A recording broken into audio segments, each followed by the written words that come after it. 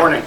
I call this meeting of the GBRA Board of Directors in order in accordance with Texas Open Meetings Act, Government Code 551, certified a quorum of the board is present.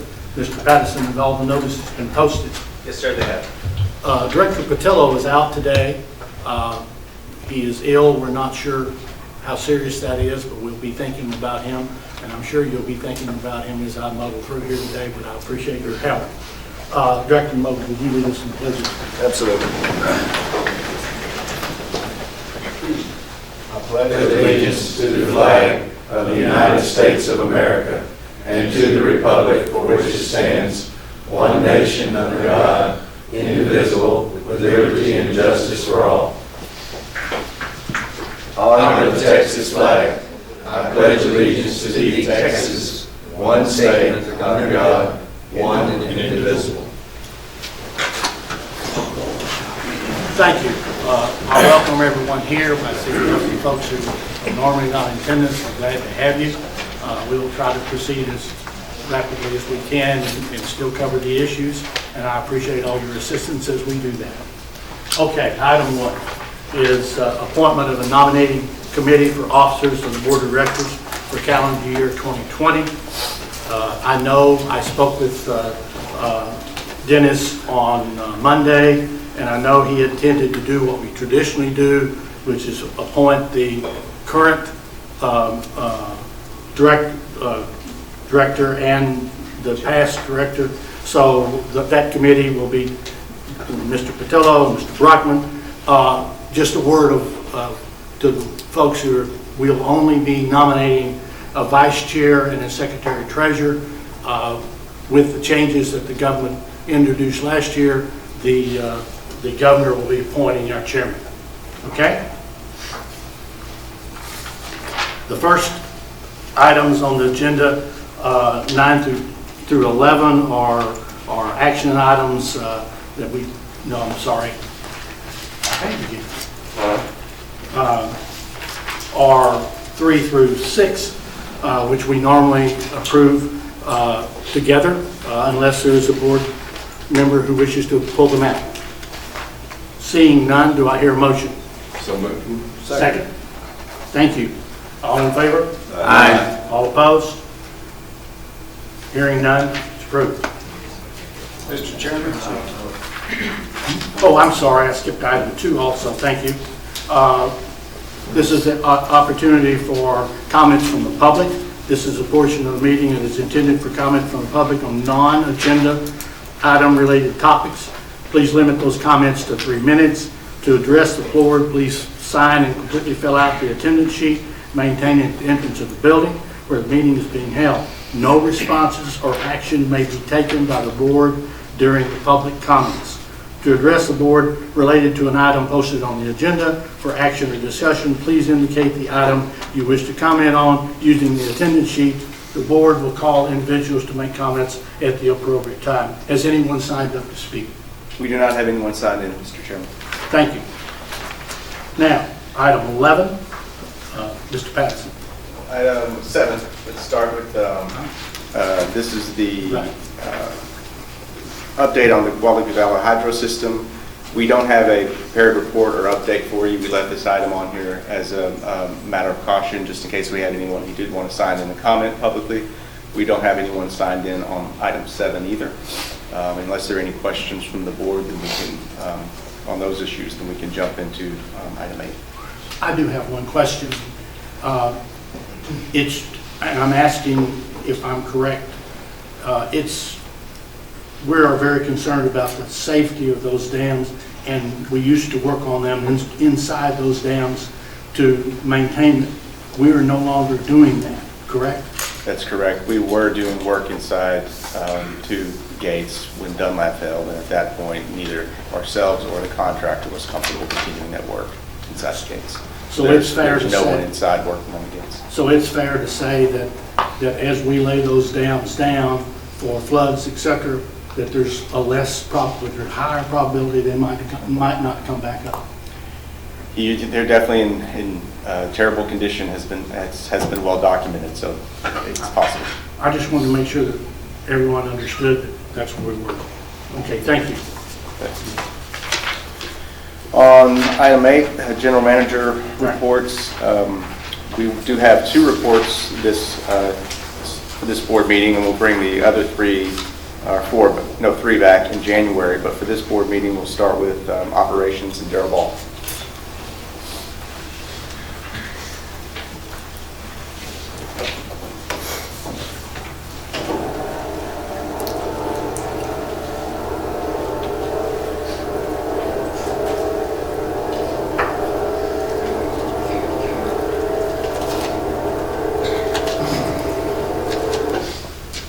Mr. Chairman and Directors, it's my pleasure to give you a little update what we've been accomplishing out in the operations systems, various systems, since the previous report that we put forth.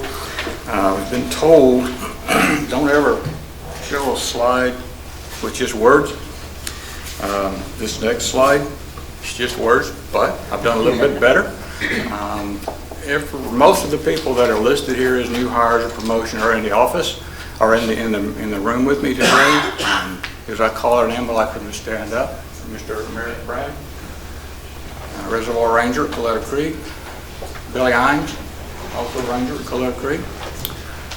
Sean Murphy, our Enterprise Asset Manager. Chad Nelson, Operator at Wastewater System at Western Canyon. James Batten, Collections and Pipelines. Amy McCracken, Operator at Rural Utilities. Stephen Montoya, Collections and Pipeline.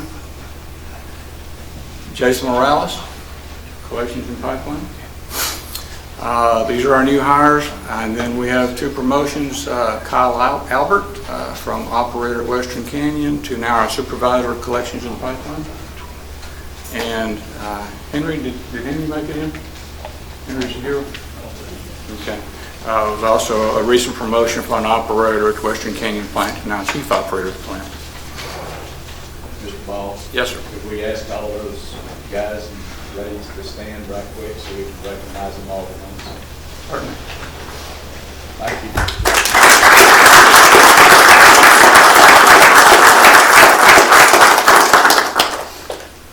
Thank you. Moving now into operations, Coletta Creek, I've reported previously we had acquired a couple of new cabins to replace ones that had been destroyed during a hurricane. The Rangers and the reservoir staff are working on those. It's worked by the staff themselves. Recently they completed the installation of the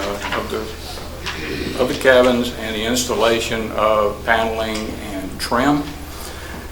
Also at Coletta Creek, hauled in about 22 loads of road base to refurbish campground loop number 2 with some pads, and with assistance from our employees in our canal division, replaced a 30-inch by 18-foot culvert that drains an old borrow pit that dates back from the construction of the dam, drains that borrow pit area into the lake. It goes under the only road that goes into the campground, so it had to be a rush job, get it in, get it out, so we didn't inconvenience our campers who were marooned in there for a short period of time. Coming up the basin, a little update on what the hydro crew has been doing, installing the signs and the buoys, using our work barge that was specifically designed to deploy buoys. They take the anchors and the signs out to the locations, and we're able to safely lower the anchors into place and secure the buoys in that fashion. The anchor block that is shown there is one of 2 that supports or anchors in the signs, and that blank block weighs approximately 500 pounds. So far to date, we've deployed 57 buoys, 13 signs in a total of 7 locations, remaining 33 buoys and 8 more signs. As a result of, okay, I'm sorry, let me back up a little bit. Henry, I understand you just walked in? You would, please. New Chief Operator, Western Canyon.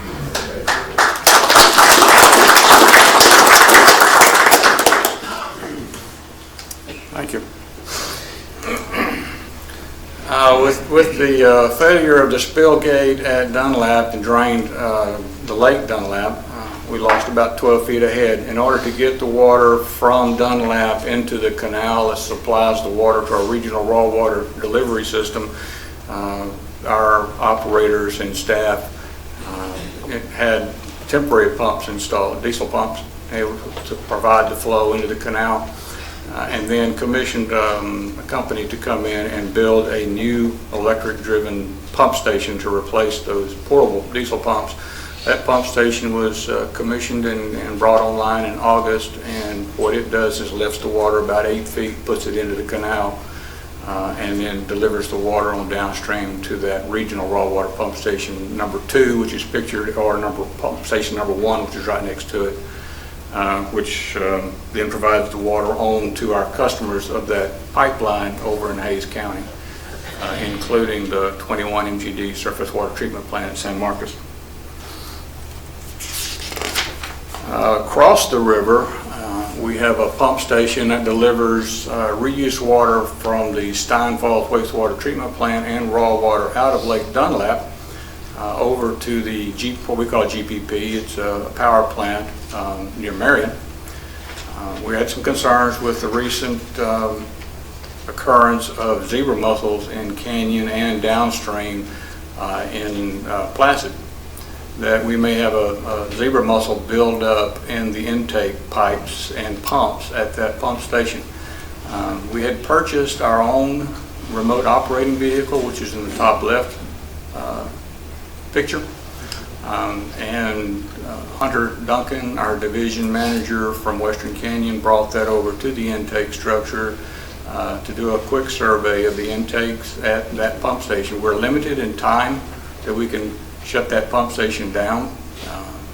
We have about an hour's window in which we can not deliver water to the power plant, but they were able, with the assistance of the hydro crew, to run the camera up into the intake pipe and take a look at the screen. We did not find any zebra mussels. Incidentally, the 2 bottom left pictures is a close-up of a zebra mussel, and then what we found at another pump station in Western Canyon. The 2 pictures on the right shows the visibility of the water in the intake pipe. And all that we found, there were some Asiatic clams, which are very common in this river system, and we also found the screens are essentially clean. So to date, no concerns or no issues with zebra mussels in Dunlap. Moving now on to Hayes County, our wastewater system, excuse me, experiencing significant growth in our Sunfield area. Top left, in 2014, you see there wasn't a whole lot of development going on in Sunfield. In 2019, some significant growth there. The area outlined is the footprint for the entire subdivision. Down in the bottom of that outlined area where I have Sunfield wastewater treatment plant is the treatment plant that's on site now. It's been operating since, well, for a little over 10 years. At the time it was originally built, it was 250,000 gallons a day. It's since been expanded with a second train to now treats 500,000 gallons a day. The 2 pictures on the right is the dewatered original wastewater treatment plant, showing the air drops in the aeration basin and the clarifier and the superstructure inside the clarifier.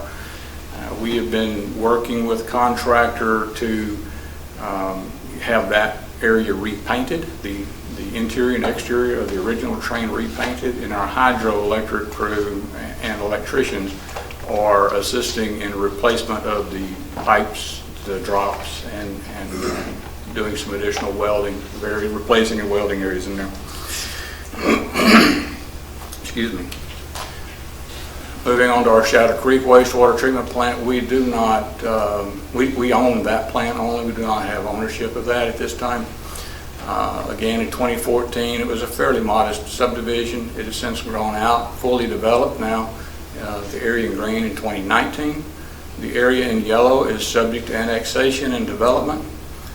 The owner of the wastewater treatment plant in the system, the North Hayes County Mud Number 1, is in the process of replacing the original treatment plant that was on site. It was a steel tank. And going to be coming in with a larger treatment plant of a similar design, and will give us total treatment capacity of 611,000 gallons per day. Hope to have that one online, I believe, next fall. Moving on down the interstate a little ways, North Cliff Wastewater Treatment Plant. We have allowed the contract, or the city of Schertz and I and GBRA have allowed the contract for wastewater treatment there to lapse. And we are in the process now of closing that plant, and we'll be decommissioning that. Operators and our staff have been cleaning the plant out, removing all the sludge, the debris out of the bottom of the plant, and getting it prepared to be demoed and the site reclaimed. So when it's all said and done, most traces of a wastewater treatment plant will not be found at that location. Water quality and operations staff have been working diligently to get permits renewed for the operations of our wastewater treatment plants and land application sites. The several that are highlighted at the top are all pending renewal at this time in various states of that renewal process. And then the land application permits, the Port Lavaca plant will be submitted. That's the next one up for renewal, and that's coming up in the fall. In the spring, excuse me. Darrell, what are we doing with the Boss Hollows at the other facilities? The ones that are, they are being dewatered in a belt press for the most of the plants, and hauled off to a composting facility.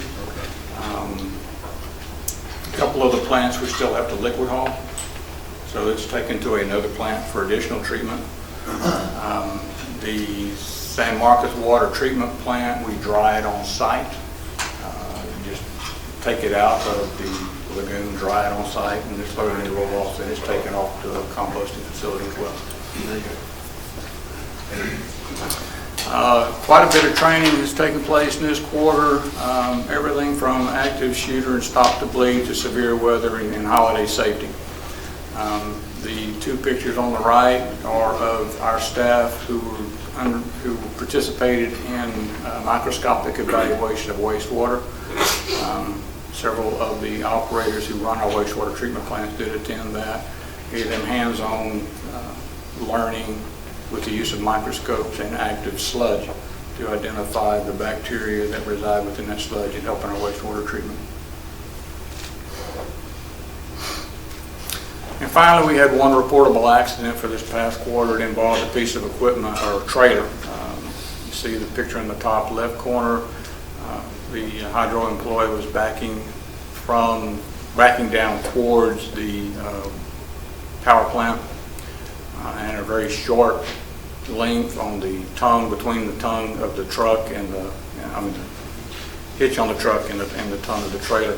Very short radius, negotiating the curve and going down that hill, he jackknifed it and punched a couple of holes in the side of the utility trailer. Other than that, there was no damage and no injuries. That wraps up the presentation today. If there's any questions, I'd be happy to try to field them at this time.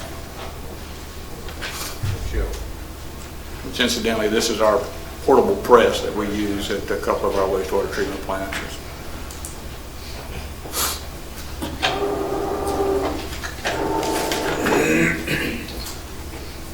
Thank you very much. Invite Charlie up to give you an update on engineering. Morning, Mr. Chairman and directors. Morning. Unfortunately, unlike Darrell, I can't show you any cool photos because none of the things I'm going to talk about exist yet, but I assure you we're working hard to make that happen. So I'll start off and just kind of highlight a couple of things that the board may be interested on our Carrizo groundwater supply project. One of the big activities we've been engaged at in the past couple of months is working with Alliance on some potential measures to try to save costs in the project. A couple of those that are kind of the bigger items. I'll go through the first being looking at ways we could consolidate the contracts for construction into fewer contracts and potentially get some economies of scale on the project. So, this really only pertains to the portion of the facilities that are shared between the two entities, not the raw water contracts that GBRA is handling on our own.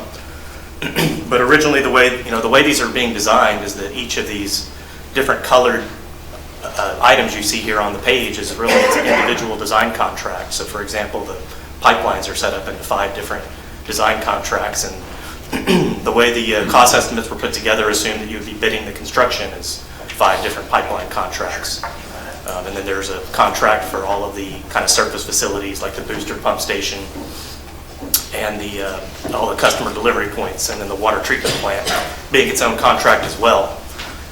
Looking at that, we're wanting to see how we could consolidate that, where some larger contractors could come in and maybe save some money on that construction. So what was evaluated was kind of showing everything that you see highlighted in that green color being combined into one single construction contract. The other item that was evaluated was Alliance expressed an interest in maybe reducing some of their peaking capacity in some of the shared infrastructure. And so that, when you provide peaking, you have to have additional, larger pipelines to deliver more water, larger water treatment plant. So by reducing their peaking factor, it reduces the overall project cost. However, if y'all recall, our agreements are structured in a way that we each pay for our relative portion of the capacity, and GBRA is not providing any peaking. So, although the overall project cost goes down, our percentage of participation goes up as they reduce their peaking. So there's kind of a balance in there for GBRA that we were evaluating. And so just to kind of show you how that shook loose, the item 2A on here looks at reducing the peaking for the pipeline facilities. And so what the Alliance customers elected to do, they were evaluating things as far as going down to like GBRA and having no peaking in the project, which would have changed the cost sharing to more of a 50-50 arrangement. Right now it's more of a 60-40 with the 1.5 peaking. So what they elected to do on pipeline segments was still provide a significant amount of peaking, but not quite the 1.5. So they reduced their peaking factor down to 1.3, which saved about a little more than $3 million on the construction for the project. And based on their percentage going down, they really realized all of those savings. It came out to kind of a wash for GBRA. We're showing $100,000 of cost savings for us. However, at the water treatment plant, given the fact that it's a lot easier to add peaking at the treatment plant in the future, at a pipeline, you'd have to go dig it up and put a bigger pipeline to provide that future capacity. But at a plant, you can just add a treatment train or make other improvements to, provide some of that peaking. So they elected to just go down, just like GBRA, to a 1.0 peaking. So now we're really splitting the cost of that plant 50-50.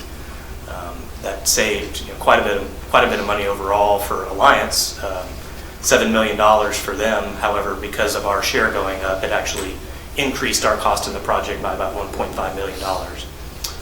However, looking at the construction packaging, that saved the most significant savings for both entities.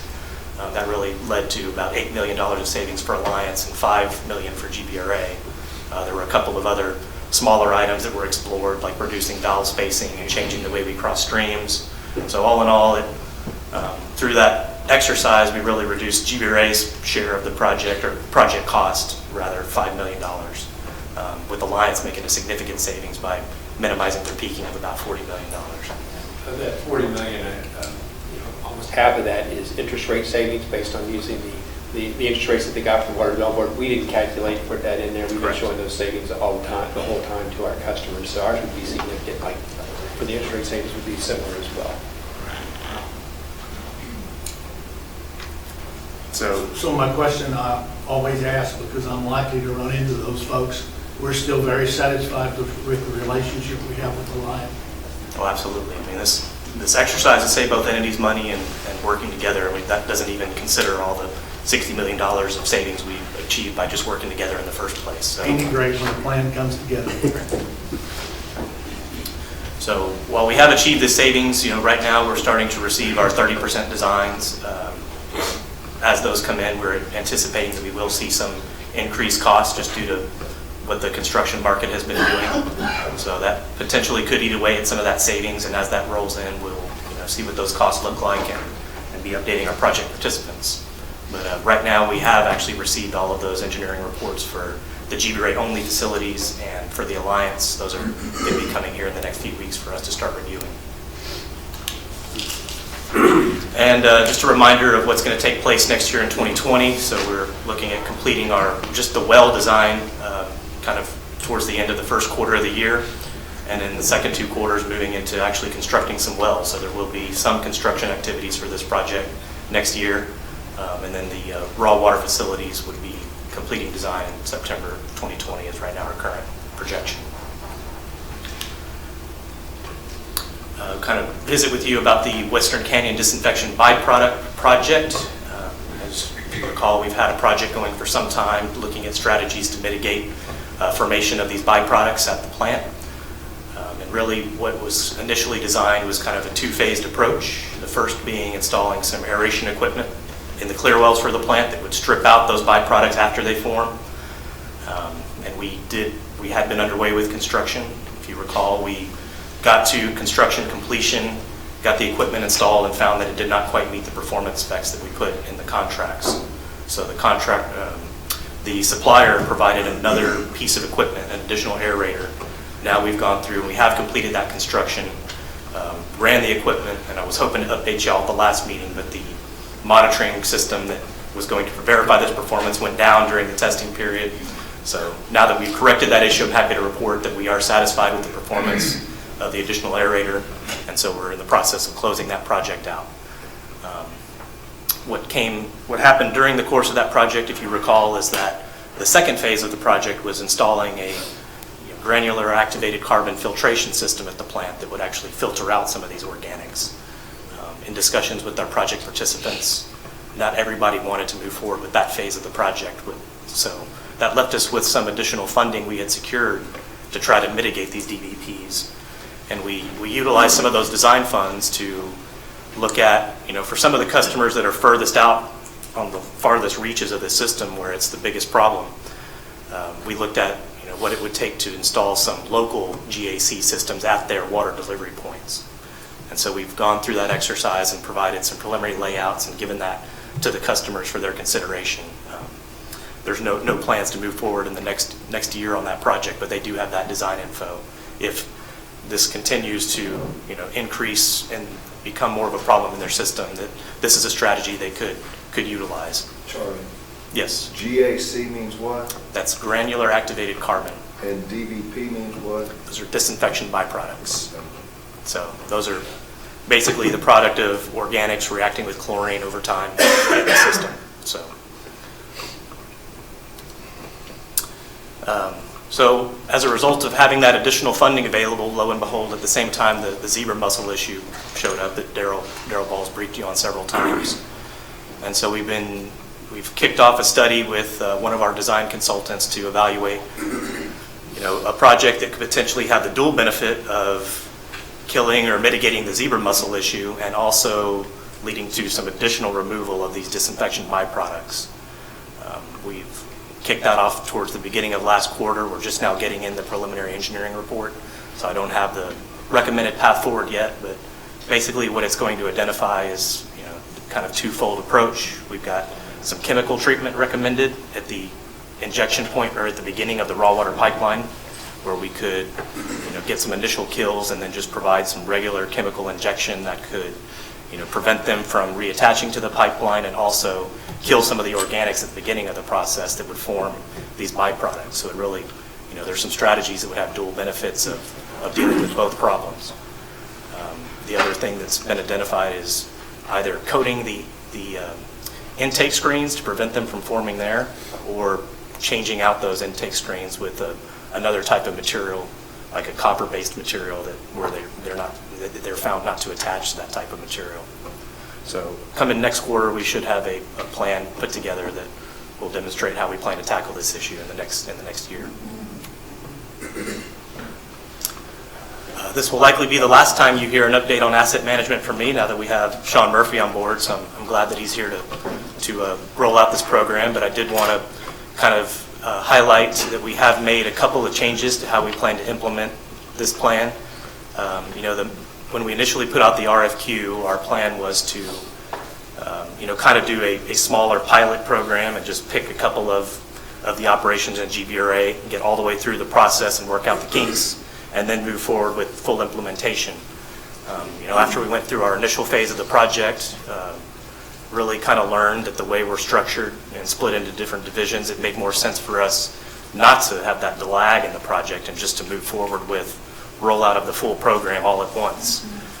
However, we also didn't want to wait until we had the opportunity to go through and build all of our asset information to start utilizing the data and interacting with it to help us build a CIP.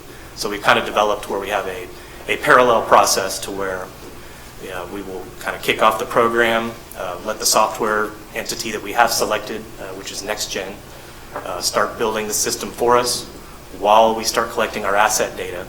And during that time, we've picked a couple of systems that are priority to develop first and build that asset inventory. And we will be working on getting through a full business process where we go through the assigning of risk and criticality to all these assets, evaluate how that interacts with our CIP, and get through a process of doing our full renewal plan while the rest of GBRA completes building their asset inventory. And so what that'll let us do is kind of get a smaller sampling of getting through the full process before we do a full rollout. So come towards the end of next year, we will actually, for a few pieces of our system, been all the way through a full cycle of how we plan to use this system. And then that will lead to us hopefully being ready to do a full-scale rollout across all of GBRA towards the end of the first quarter of 2021.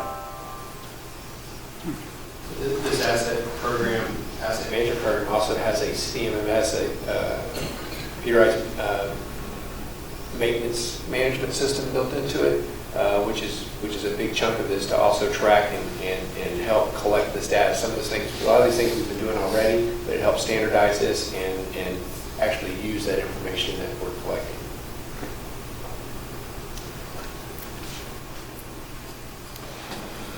And then a couple of new projects we're kicking off on our wastewater side. We had done a master plan for the Stein Falls system in the past, and it was done at a very cursory level and identified that we could likely expand that facility up to a 3 million gallon per day capacity. Right now it's just shy of 1 million gallon per day. But the way that was initially done, it just looked at kind of replicating the current process we have out there. So now we're kicking off a study with Allen Plummer and Associates to look at other treatment processes we may want to explore to better utilize the available land we have on that site, and also help us better meet our water quality goals, because we are actually increasing or actually decreasing some of our discharge parameters to where we'll have more tighter water quality standard for this plant when we renew our permit. And so, the goal of this study is to look at what's the best treatment process to help us meet those water quality goals, and since we have such a landlocked site, see if we can get potentially more than 3 million gallons a day capacity for our ultimate phase, and just lay out how we're going to phase that plant. So we have that underway right now, and we also are kicking off a study. Darrell mentioned all the work that's being in Sunfield, so we're kind of going through an analysis of what is out there, any capacity constraints that are out there, and any challenges to meeting our water quality permit parameters out there before we take on acquisition of that system. So with that, I'll entertain any questions you may have. Charlie, earlier you showed us a map of the joint project through Caldwell County, of the Licensing Alliance. Yes, sir. Okay. And I'm sure you're aware of this, but there are a number of places right along the south Lockhart, Central Park County, that proposed line is coming within about anywhere from 500 to 800 feet of the Kinder Morgan pipeline. And all my neighbors up there range from unhappiness to downright furious about what Kinder Morgan's doing. And then Alliance is not doing a real good job of PR, my opinion. But if you will provide me with all these visuals you can and keep me up to date what Alliance is doing in my county,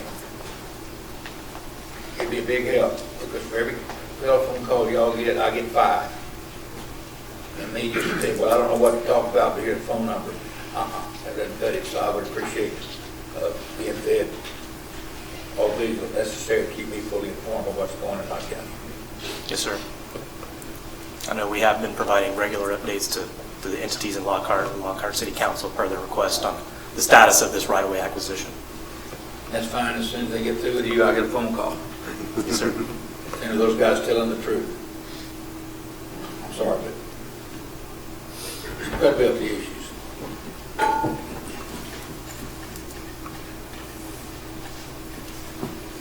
Okay, thank y'all. Thank you. And finally, Mr. Chairman, on this side, I'm just going to invite Vanessa up to make a couple of introductions as well.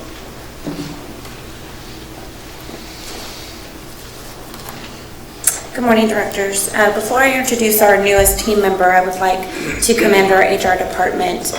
We started the fiscal year with 24 posted positions. Since then, we have filled 17 of those positions. So they've completed a tremendous amount of work in the onboarding of those employees, so I would like to commend them for that. We still have several positions to fill, but we are creatively, recently we just developed this postcard to mail to all licensed operators in the respective area. So I would invite Christina up, but she's on a well-deserved vacation this week. So. But we do have here our newest member to our IT team. That is Ram Mendoza. He is our new help desk technician. He began work with us a couple of weeks ago. He is a Navy veteran. He has a BA in technical services, and he comes to us from Edwards Aquifer Authority, where he had 15 years of IT experience. So we are grateful to have him. Welcome in. Thank you.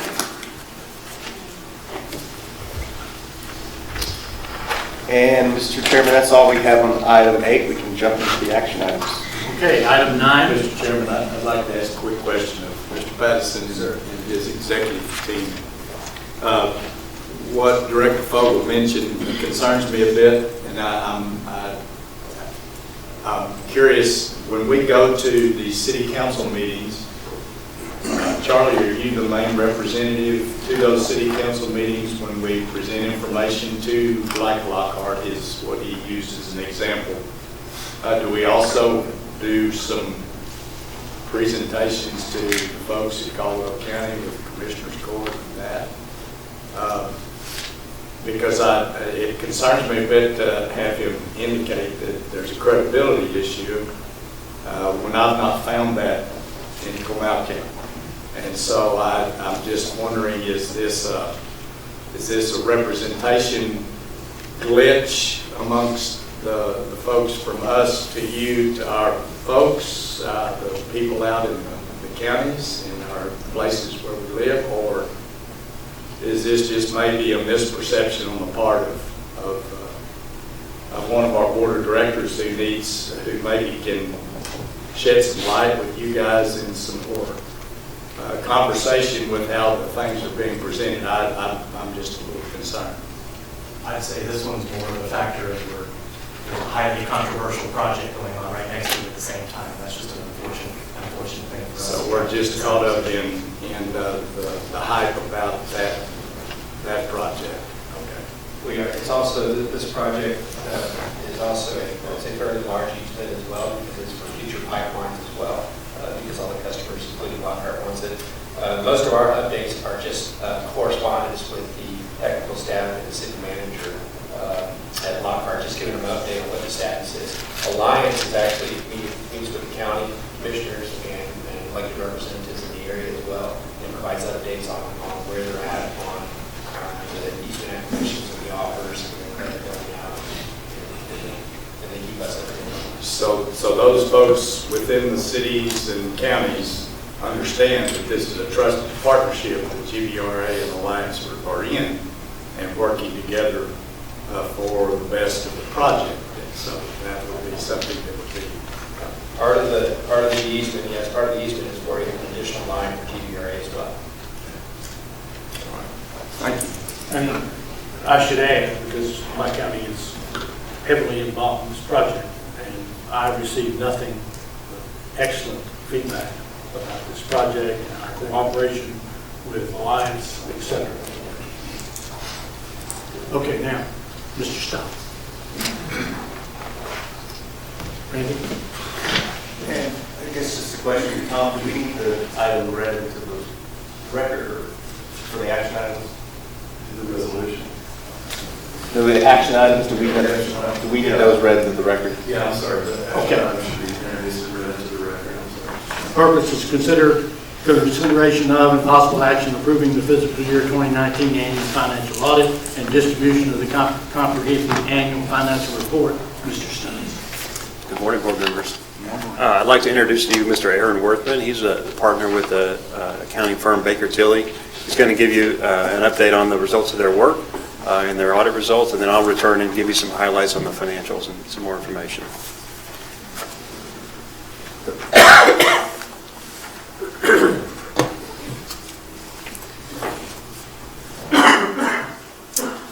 Good morning. Again, my name is Aaron Worthman, and I'm here today to present the 2019 financial audit results. A few weeks ago, I had the pleasure of presenting these results to the audit committee as well. So what this presentation will be just simply a highlight of those things that we had discussed, but certainly at the end, if there's any detailed questions, we can go through that. So what I'd like to do is first go through an audit overview, just give you a little bit of background and perspective of what exactly is it that we do as part of the audit. Then as your auditor and audit firm, we need to provide you, which is those charged with governance, required communications as part of that process. We then need to talk about some internal control communications, required communications that we have, and then open it up for any questions. If we take a look at your audit, we conducted the audit on your comprehensive annual financial report. Your audited financial statements are in accordance with U.S. generally accepted auditing standards. Those are the standards that we follow as an audit firm. In addition, your audit is required to be done in compliance with government auditing standards. Those are additional standards that we need to follow as auditors that have to do with CPE, or continuing professional education, supervision, quality control, and due care, and independence. So just a couple additional standards we needed to follow. And then lastly, you've all received a written communication that describes our audit, and I'll touch on some of those highlights as well. So if you take a look back at the year that was under audit, I'd say the biggest thing that we had going on this year was the implementation of a new accounting system. So you can imagine when that accounting system creates and is the source documentation for your financial statements, that's a lot of work on your management's end and then our end as your auditors. Because everything is new. You have a new system, you have new controls in place. So normally as auditors, when we go into things like that, we're prepared for the unexpected. Normally that process is not very smooth. Normally, or a lot of times, that can lead to delayed audit reports getting out the door just because of the state of the records. And I do want to report that we were very pleased that that didn't occur here, that implementation went very well. Management did a great job in that implementation, so much so that during the audit process it was very proactive. So they brought us the new accounting structure, the mappings of what it would lead to that financial statement. They did this at our preliminary audit fieldwork, so when we got to final fieldwork, it went well. So again, I was very pleased with the preparedness given it was a year of implementation. Just for some perspective, we performed 2 weeks of on-site fieldwork. We were there for a week of preliminary fieldwork and 1 week of final. And the last day of our audit fieldwork was October 18th of 2019. If we take a look at the audit, I'd say roughly 30% of what we do is specific to internal controls and our testing of those internal controls. We'll take a look at your major processes, whether that be your fixed assets, revenues, your disbursements, payroll. We'll take a look at those processes, we'll document the key controls, and we'll test those controls. In areas that we find deficiencies or breakdowns, we will warrant additional substantive tests to those areas. So roughly 40% of what we do are substantive tests, confirming your cash and investments, taking a look at your fixed asset additions, retirements, things like that. And then the last 30% is our planning of the engagement and then taking a look at the financial report. But you can see here, these are probably some of the main areas we look at. Again, not surprisingly, if you look at your balance sheet, you'll see that fixed assets is the major component. So we'll spend a lot of time on that. Utility revenue and billings, we'll spend a significant amount of time on that. And then lastly, financial reporting. Your audit, again, was performed with these standards. And our audit objective is to obtain reasonable assurance that your financial statements are free from material misstatement. At the end of this year's audit, your financial statements have received an unmodified opinion, which is also known as a clean opinion, which is the highest level of assurance that we can provide as your auditors. One thing to note, we did not identify any material weaknesses or significant deficiencies, which I'll touch on later. With that required communication letter that you folks received, just a couple things I wanted to highlight on that.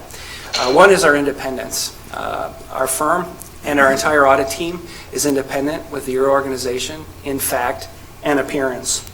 If we had any new accounting policies or unusual transactions, we would need to disclose those as well, and we didn't.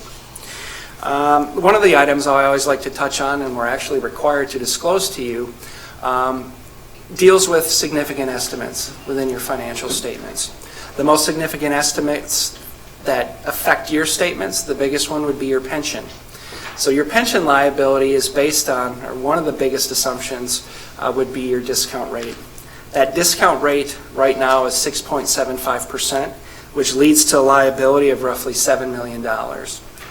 If you were to increase that discount rate to 7.75%, that liability would go down to $3 million. And likewise, if you changed it down 1% to 5.75, that would increase your liability to $11 million. So can I sit here today and tell you that your liability is exactly $7 million? Obviously, I can't do that. But what the statements tell you, and what I can tell you, is that the liability is exactly that. It's an estimate, and it probably falls somewhere between $11 million and $3 million. So when you look at your statements, know that when you have significant estimates, those are the types of things to look out for, that there's some subjectivity to that number.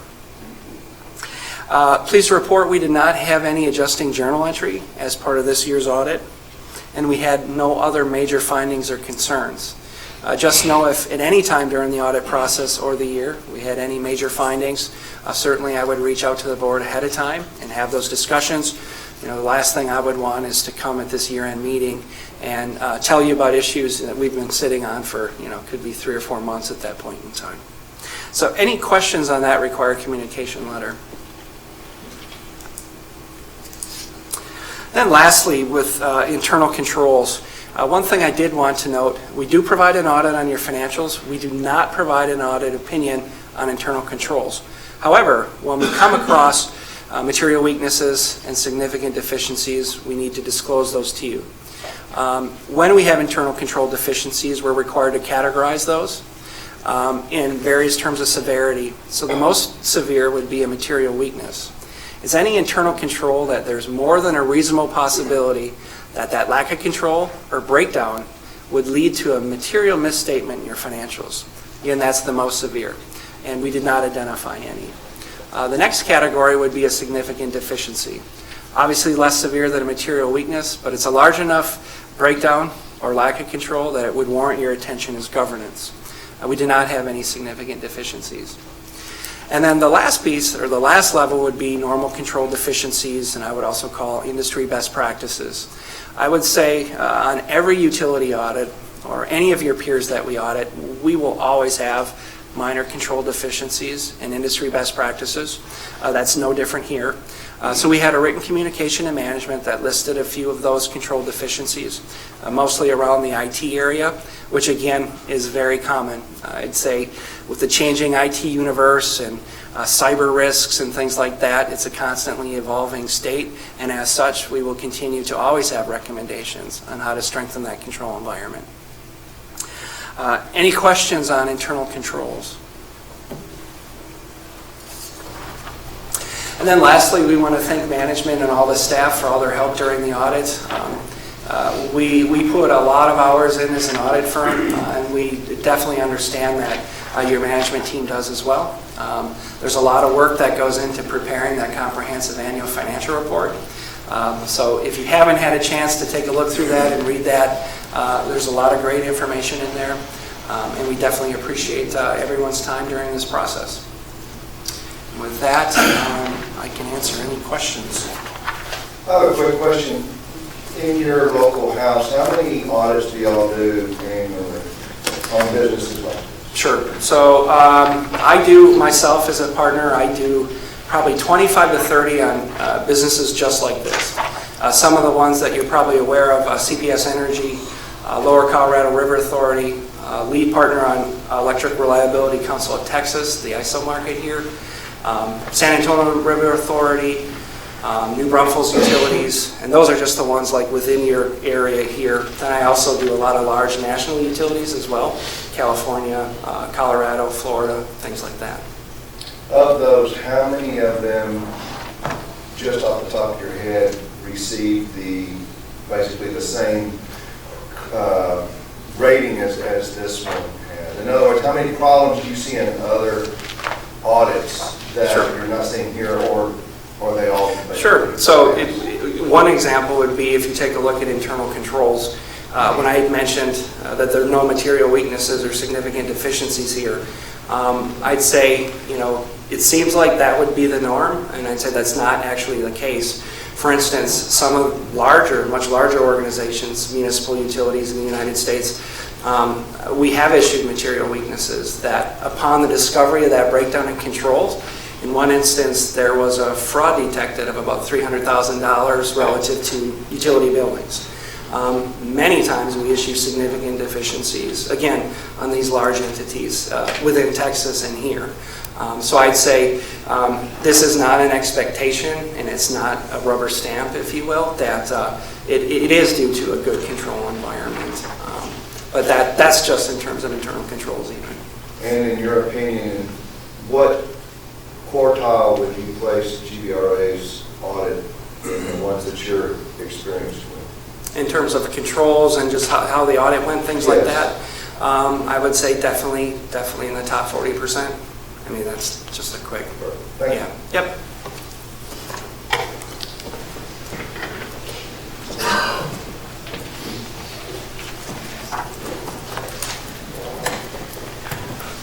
Board members, I wanted to spend a little bit of time talking about some financial highlights, but before we get into that, there's been a lot of discussion and more scrutiny on our financial statements and questions about our financials. And so the first several slides are included here to provide a little bit of background and baseline, things you are already aware of, but they're in there not just for you all, but also for other stakeholders, including our public.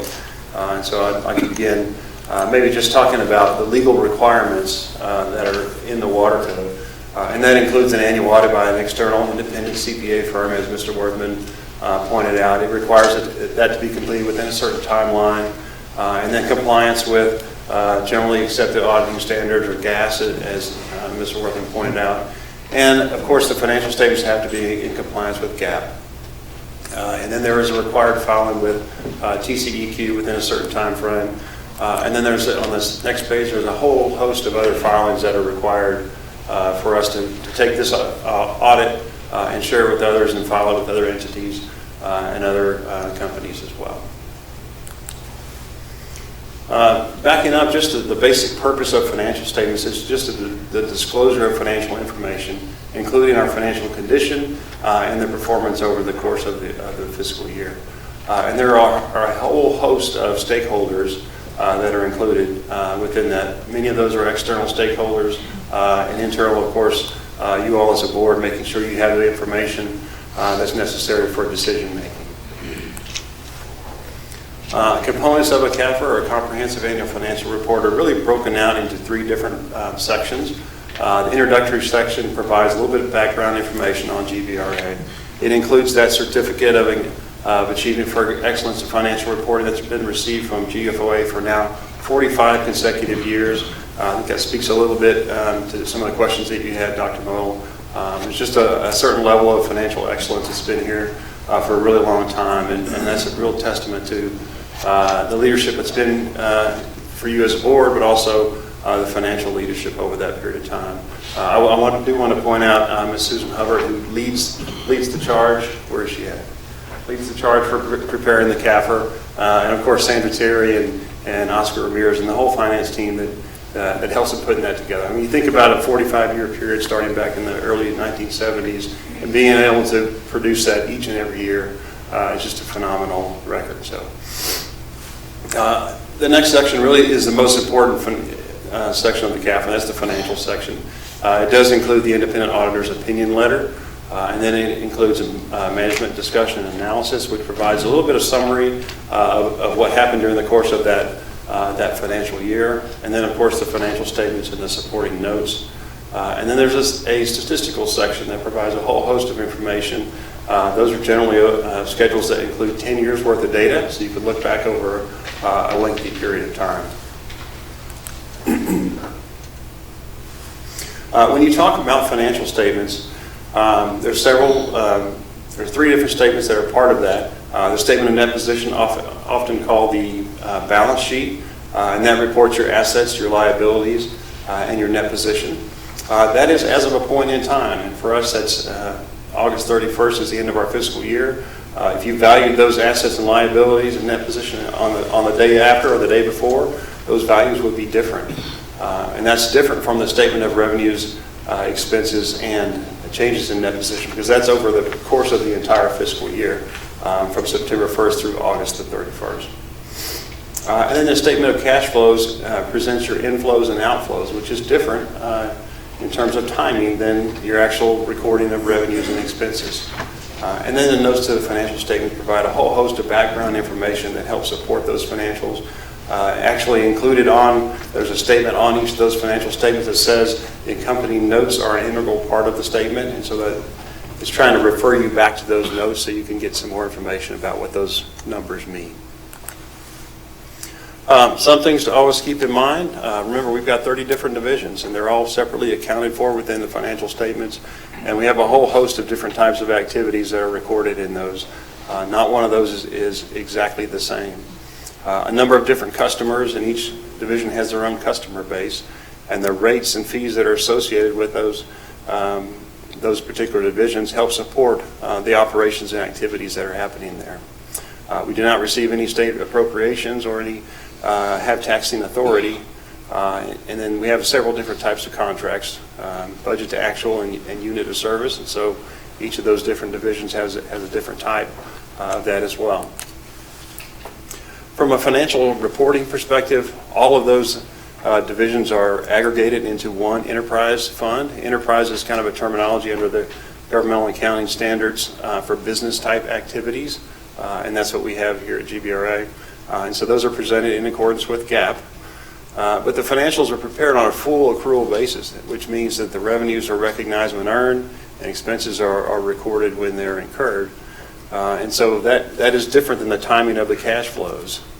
And so from a budgeting and financial reporting perspective, you may recognize this slide from a presentation earlier in the year, where we talk a little bit about some of the items that are included in the budget and how they get presented on the financial statements, which is very different sometimes because, as an example, your capacity charge is revenue that's coming in, but those are not recorded as expenses. They're recorded as a reduction in the liability.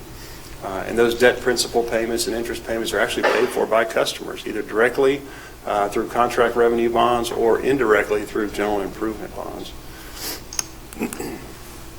So moving forward into the financial statements, on page 32 is the statement of revenues, expenses, and changes in net position.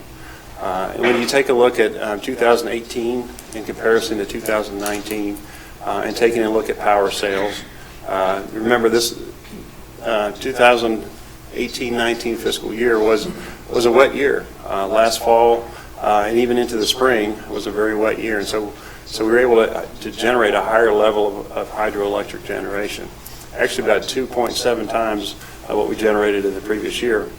Nevertheless, we still had a deficit in GB Hydroelectric Fund just because of the expenses that are part of that. From the water sales perspective, you see very similar to the previous year. That is, again, because of the wet year, we weren't selling quite as much water. The biggest growth area, as you are well aware, is in wastewater. And so you see an increase in revenues from wastewater to almost 5.6 to 7.3. And that's a result of the Stein Falls area and growth in that area, and also in the Western Canyon area. Taking a look at the operating expenses side, you see very similar expenses from one year to the next. The biggest change in that component is the personnel operating costs. And that is as a result of the two different retirement plans that we have in place now. One is the defined benefit pension plan. And because of the freezing of that plan as of December 31st of last year, actually created a negative pension expense for the year. And coupled with that, we started TCDRS on January the 1st. Their measurement date is December the 31st, and so the expenses that we incurred from January 1st through the end of the fiscal year actually get recorded in deferred outflows, and so those will be recognized in fiscal year 20. And so while it looks like on the financial statements a decline in expenses, the outgoing of cash still occurred. It's just not presented in the same way on the financial statements. And then taking a look at maybe the summary here for non-operating revenues and expenses. We've talked throughout the fiscal year about interest income being greater than budget. Part of that is a more favorable rate environment. Part of that is renegotiated bank terms and a greater emphasis on interest earnings internally. But we also received bond funds that we were reinvesting those funds while they were not being used. And so that generated some revenue for us. Overall net position was $9.8 million. And again, looking at that from the outside, you might say, well, we're generating extra cash and we're banking that. But some of those resources are being used to decrease the debt and also to reinvest in capital assets. And so it goes back to understanding the difference between cash flows in and out and financial statements. Taking a look at just our unrestricted cash and investments here from one year to the next, it's about the same, right at $40.4 million from one year to the next. And you might say, well, we've had positive operating results. Why does that not increase? Well, we reinvested some of those funds in a number of different things, including the regional raw water intake on the canal system, which was a result of the failure of the spill gates at Lake Dunlap. Also, we've continued to invest in the GV hydroelectric system and expended some dollars there. And you've got growth in the Dietz and Stein Falls wastewater systems as well. So we're taking that cash and reinvesting it into other things. But coupled with that, I think it's important to always recognize that in the financial statements we have unrestricted and restricted, and that's how it's presented in accordance with GAAP. But you all know that we also have designated funds as part of that don't get presented that way in our financial statements. And so that actually gets reduced from that because those are self-imposed or internally restricted funds that we've set aside for different purposes, including a large bucket of that is related to GV hydroelectric. But you can't look at just the unrestricted assets and the cash and investments on one side without also looking at what do we have coming due and payable right away. And so our accounts payable operating side is important to look at in conjunction with that as well. And those are bills that have been presented for payment that are related to that fiscal year but just have not been paid yet. So invoices that we receive in September that are related to the prior fiscal year are actually posted back. Those expenses are posted back into the prior year, but we haven't actually issued the check or paid out that portion of funds just yet. So it's important that when you're looking at one component to also be knowledgeable and look at the other component as well. On the statement of net positions, you see growth in capital assets of $13.1 million from one year to the next. That's a large result of that is the Carrizo groundwater supply project, which Charlie spoke about just a moment ago, and also the disinfection byproduct system and some other projects that we have going on. These projects are funded, as we mentioned, directly by customers.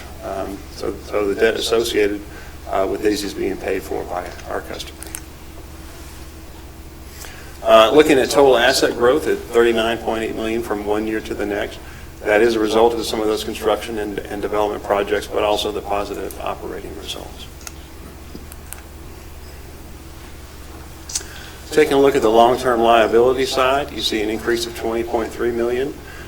We had a sale November of last year of $58.2 million. That was the first sale, our first tranche associated with the Carrizo project. But that was offset by a number of different things, including the payoff of that interim funding that we had through the PNC note. But also we had an early payoff of the Ussery and Luling Foundation water rights and normal principal payments that are part of our debt service schedule. When looking at net position, you see from one year to the next, you see an unrestricted decrease in that second to the last line on the bottom. That is again related to use of those funds for particular projects. But overall, you see a net position increase of $9.8 million from one year to the next, and that demonstrates growth. It demonstrates a positive direction from a financial accounting perspective. So I have a couple more slides, but I want to pause there and see if you had any questions on some of the financials. All right.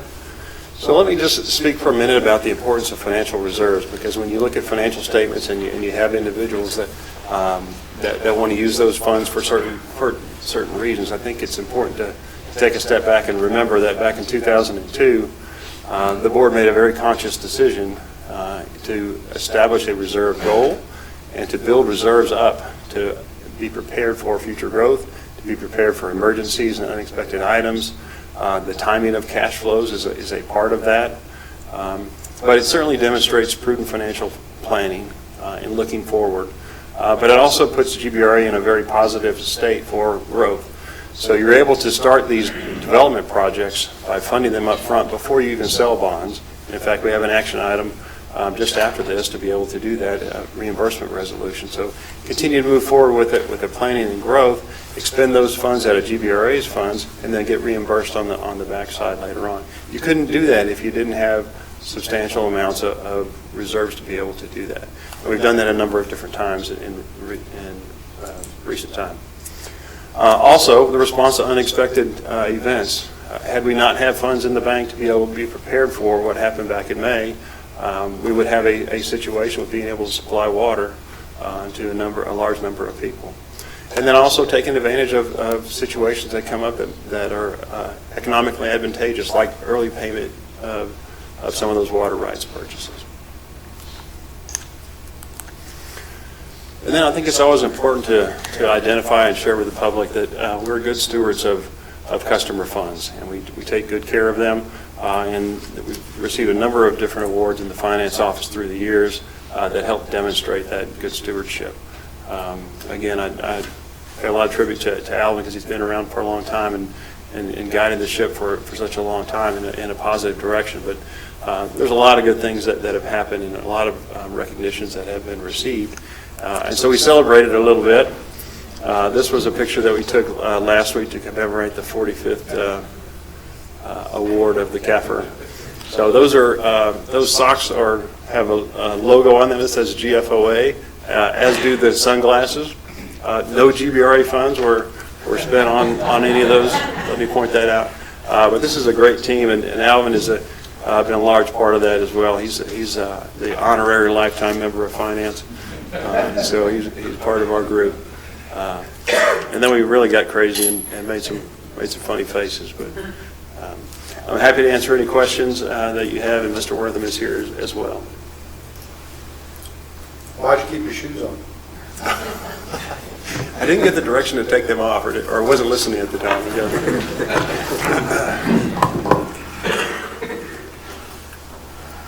All right. Thank you all. Okay, we have the action item 9 before the board. Do I hear a motion? So moved. Second. We have a motion and a second. Is there any discussion? Seeing none, all those in favor? Aye. Opposed? Carries. Item 10, consideration of and possible action adopting a resolution expressing official intent to reimburse costs incurred to construct improvements and expansions to the Stein Falls wastewater treatment system. Mr. Stein. Board members, this is an action item that does allow you, GBRA to continue expending funds for the Stein Falls wastewater plant expansion. And then once bond proceeds would be sold, then we'd be able to reimburse ourselves. This provides us the ability to continue to sell tax-exempt debt associated with it. And there are some time frames that are associated with that in the IRS code that we need to comply with. Okay, do I have a motion? Second. Any discussion? Seeing none, all in favor? Aye. All opposed? Thank you.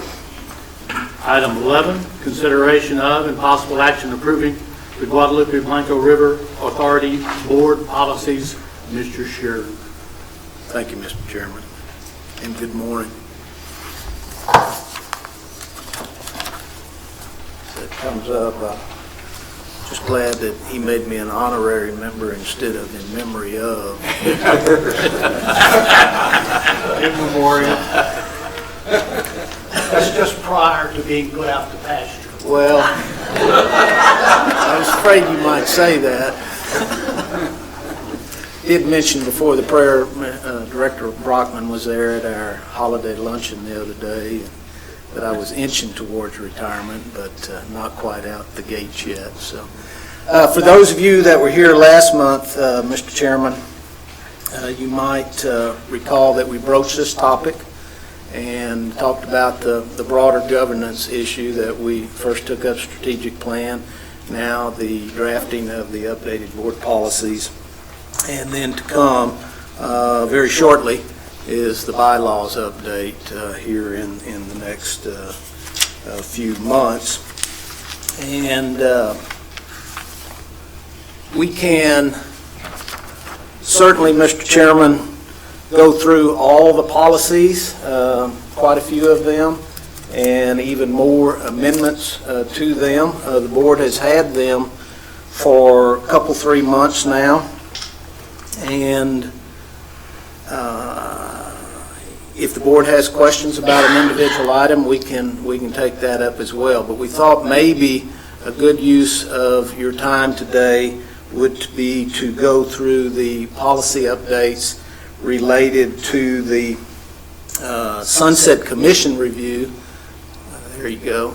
We thought those were probably the most significant, substantive, most impactful. There are 9 of them. Some of them, as you see, emanated from the Sunset Review process, changes to our Enabling Act, and then policy changes. And then a couple of them you'll see on the next page were Sunset Review process, and then just management action recommendations. So the first one was an amendment to our Enabling Act, Section 4B. It increased the threshold for required board approval of contracts from $10,000 to $100,000. The staff's responsive action was to amend existing board policy section 102.204 from $10,000 to $100,000 to bring those into harmony. I do understand that one or more board members might have a question or concern about that, and the $100,000 is certainly at your discretion. If you want that to be a lower number, it certainly can. Enabling action section 4A was added, requires a board of director training process and manual. The staff's responsive action was to add board policy section 102.201 requiring that training manual, and we have before you, because we think all existing board members are already compliant with that requirement. I believe Tricia or Cricket placed before you this acknowledgement of receipt. It's really all the material you have previously received that is required now by that change. And you see the 4 areas of that material you have previously received: programs, functions, rules, budgets, audits, open meetings, public information, conflicts of interest and ethics. So that is before you today, and we do believe you are compliant with the change in the Enabling Act. The next item was, there's a glare on here, I'm having a hard time reading it. Read it up here. Enabling Act Section 5A was added. Requires policies clearly delineate the respective responsibilities of the board and the general manager, CEO. And, basically that is the separation of your policy setting, priority setting, responsibilities of the organization versus the day-to-day management of the organization. We do believe, I for one, I think Kevin as well, Jonathan, Darrell, believe that our existing policies really already clearly delineated that separation. But out of deference to the sunset process, we did make changes, amendments to Board Policy Section 102-204 and 102-302 to specifically say the board delegates to the GM CEO pursuant to the Water Code all general powers and duties necessary to accomplish the board's approved plans and objectives. And then further in 102-302, the general manager CEO shall provide the board with an annual work plan and budget with sufficient information so that the board can establish budgeted objective goals and priorities. And then Enabling Act Section 23 was added. Requires a policy encouraging the use of alternative dispute resolution. That is discretionary under the law. It's encouraged, but it is discretionary. So we drafted a new Board Policy 315, Alternative Dispute Resolution. It does reiterate Government Code Chapter 209, and which is about the use and the applicability of various forms of dispute resolution. The last item on this page is Enabling Act Section 24. That was an addition. Requires GBRA to clearly provide reasonable opportunity for the public to appear before the board. There again, we really felt like our existing policies provided that, clearly expressed that. But out of deference again to the process, we added Board Policy Section 103-303 and 103-305, reiterate existing policies and practices, providing that GBRA include a public comment on each Board of Directors meeting agenda. And we specifically in 2017, some of you may recall, we made some very conscious changes to the board agenda process.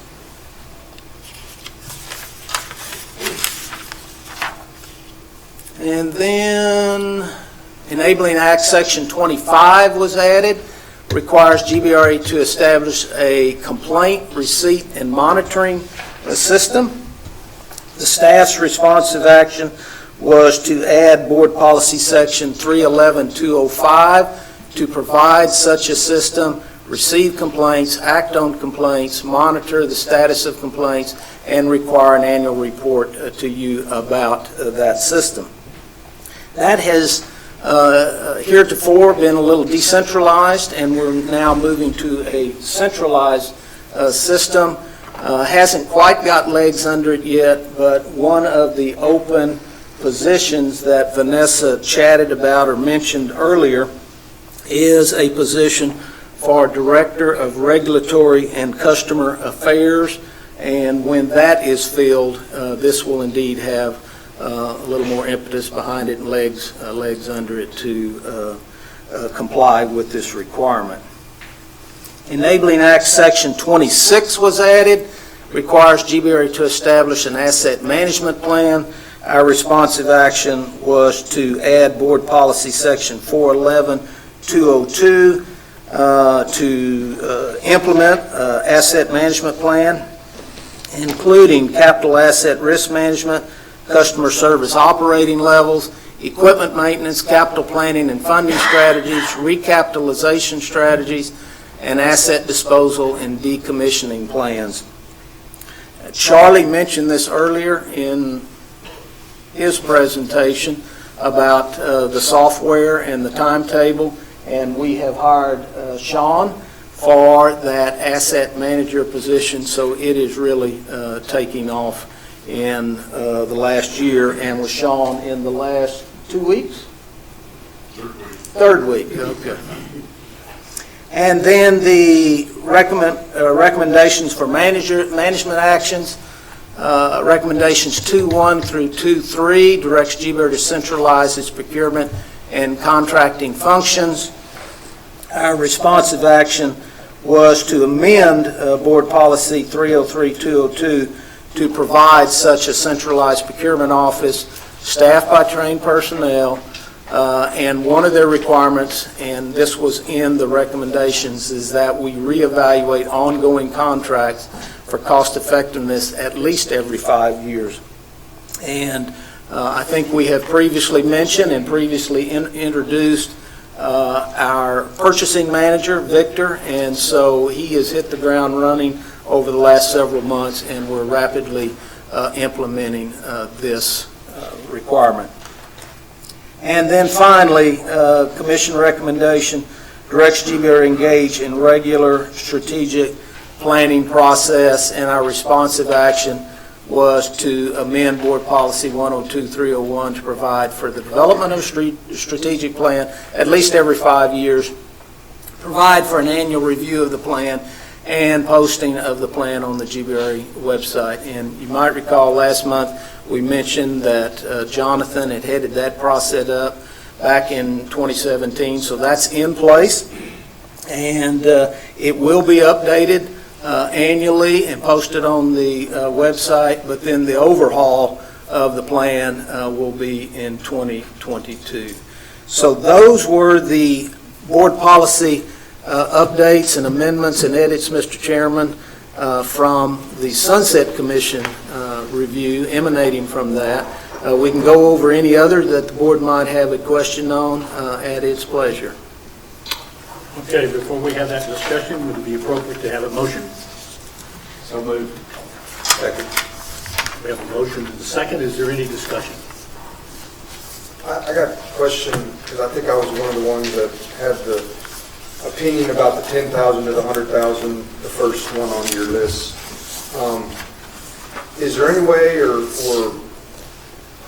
questioning or asking to say, because I do agree with, after it was explained to me, I do agree that the level 10,000 versus 100,000 with the level size and everything is probably more appropriate.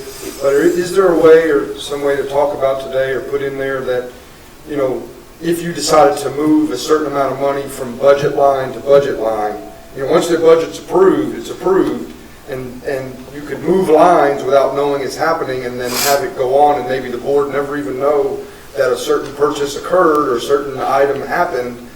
It was originally budgeted in one line, it got moved to a different line, there was pre-budgeted, the money's there, and the board never sees it. I think the original, or from some conversations, originally 20 years ago, maybe you'd know better, they put the goal in place to have the 5 months of operating unrestricted cash and investments in place, and then, so we're at 5.3 of that, but, and I think part of that goal, they left it at 10,000 back then is because they were, concerned about finances and the future of different things.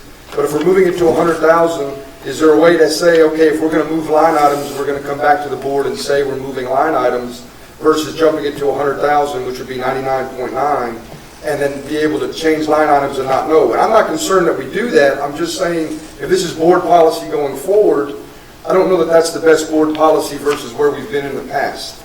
And I don't know if that makes sense to that question or not. I'm serious about that, because I think if the goal is to be aware of a significant item, and that's a significant purchase or changing of a budget item, is depending on whatever level you land at, is possibly requiring a report, monthly or quarterly, of any contracts entered into that are this level and above that didn't come before the board.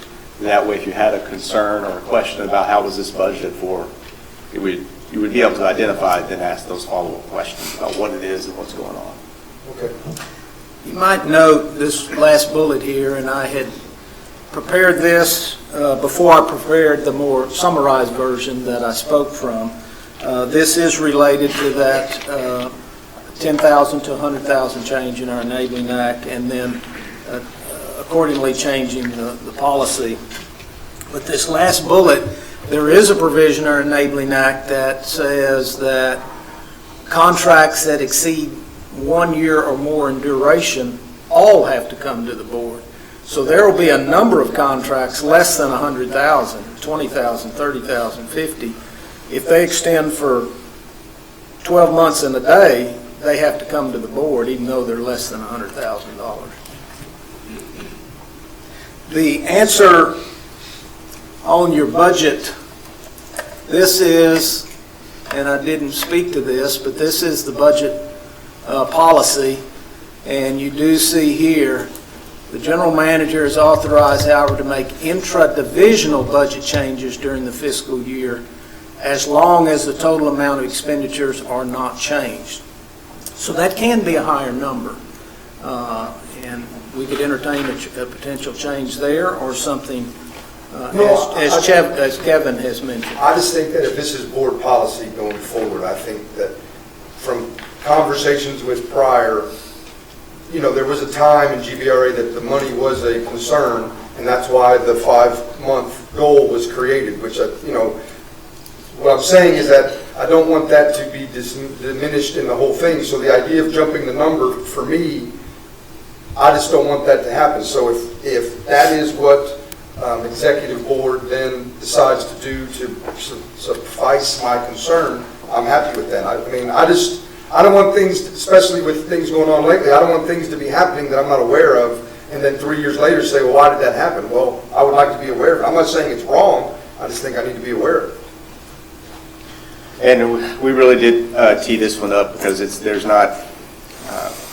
we're not going to be hindered anyway by whatever amount y'all set or by any additional reporting y'all want. So we really just did want to tee this up for a policy discussion because we're probably talking about just a handful of contracts, so it's not going to be something that's overly burdensome. Even if you left it at the $10,000 amount, we're not concerned about that. From time to time, maybe twice since I've been here, we've had to act on some emergency authority to enter into contracts that exceed that amount in between board meetings and we've had to come back to y'all to ratify those. But as far as the actual number, we just started with what Sunset enabled us to go up to, but wherever y'all's comfort level is at, we're going to be fine with. Any more discussion? And Alvin, in the language you put up a moment ago, to Will's comment, it allows the CEO, general manager, to move things inside of the division, but if it's an intra-divisional change, then that requires a budget amendment. Good catch. The very next line, budget changes requiring transfers between GBRA divisions shall require a budget amendment approved by the board of directors. So it seems to me that flexibility that's allowed in here is that within a division that allows you to be nimble and responsive to the customer's needs and the needs of the division. But if it's a change outside of that, then it's going to come back before us. I've had the opportunity to sign a few of these that are over 100,000. Maybe that's because I'm easy, I don't know.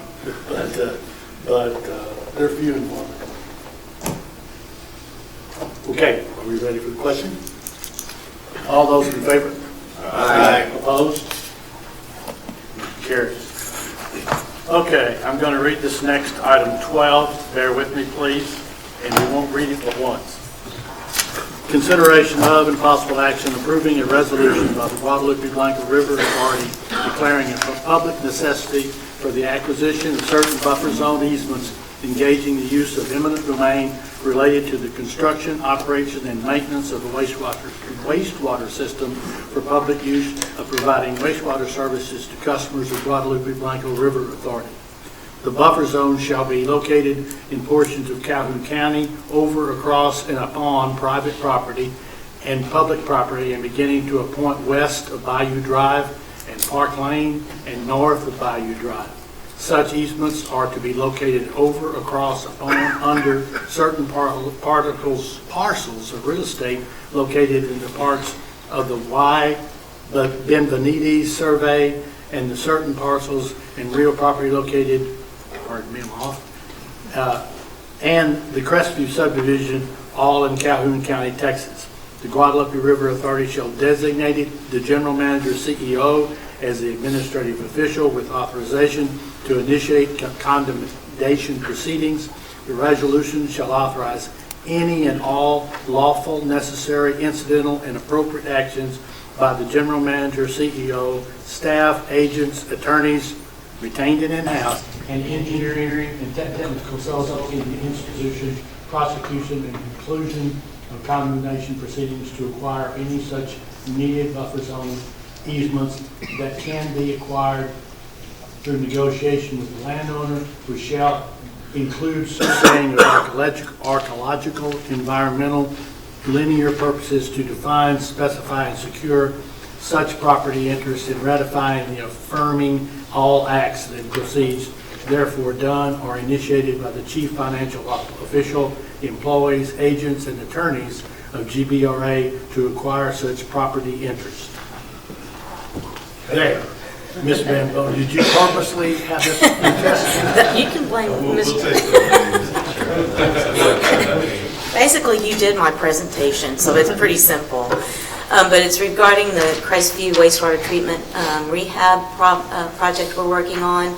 And TCQ requires a 150-foot buffer zone easement. The area that's kind of shaded is the additional buffer zone area that we need to acquire through right-of-way. And this is just the first step that we need to take to start that process. It's just the board approving the use of eminent domain should it be necessary. And of course, as you know, that is our last resort that we take. So we are in communication with the landowner, and we hope to have that achieved without going through eminent domain. So it's just the shaded area? It's just the shaded area, yes, sir. Towards the creek? Exactly. And the buffer zone will just be natural? It won't have a berm or anything like that built around it? Correct. It's basically just the airspace. There is only one restriction, and that's they cannot build a residence within the buffer zone. And it's all one landowner that you're going to have to negotiate? Currently, it is just one landowner, yes, sir. And there's no structures or roads or anything on that property at this point that would be affected? Not at this point, yes, sir. It is basically all floodplain, yes, sir. And just to, by way of orienting you all, this is the first of two actions that have to be brought to the board. Correct. If we actually go to a commissioner's hearing or a condemnation, we will have to come back here and seek a little bit more specific authorization from you all. What this does is kick off the process and allow us to start working towards this. We're still trying to get a settlement here. Correct. And hopefully we will. We've been very fortunate in most of these situations in this past year where we've only had to go to tee up a commissioner's meeting once, but we settled before we got there. Correct. So, we're hopeful that we can still get this resolved. Correct. And this, like I said, it's just the initial start of the right-of-way process. Right. Oh, go ahead. I'm sorry. No, I was just going to say, if we do have to go to eminent domain with this particular landowner, we will come back to you and get approval for that process. And the existing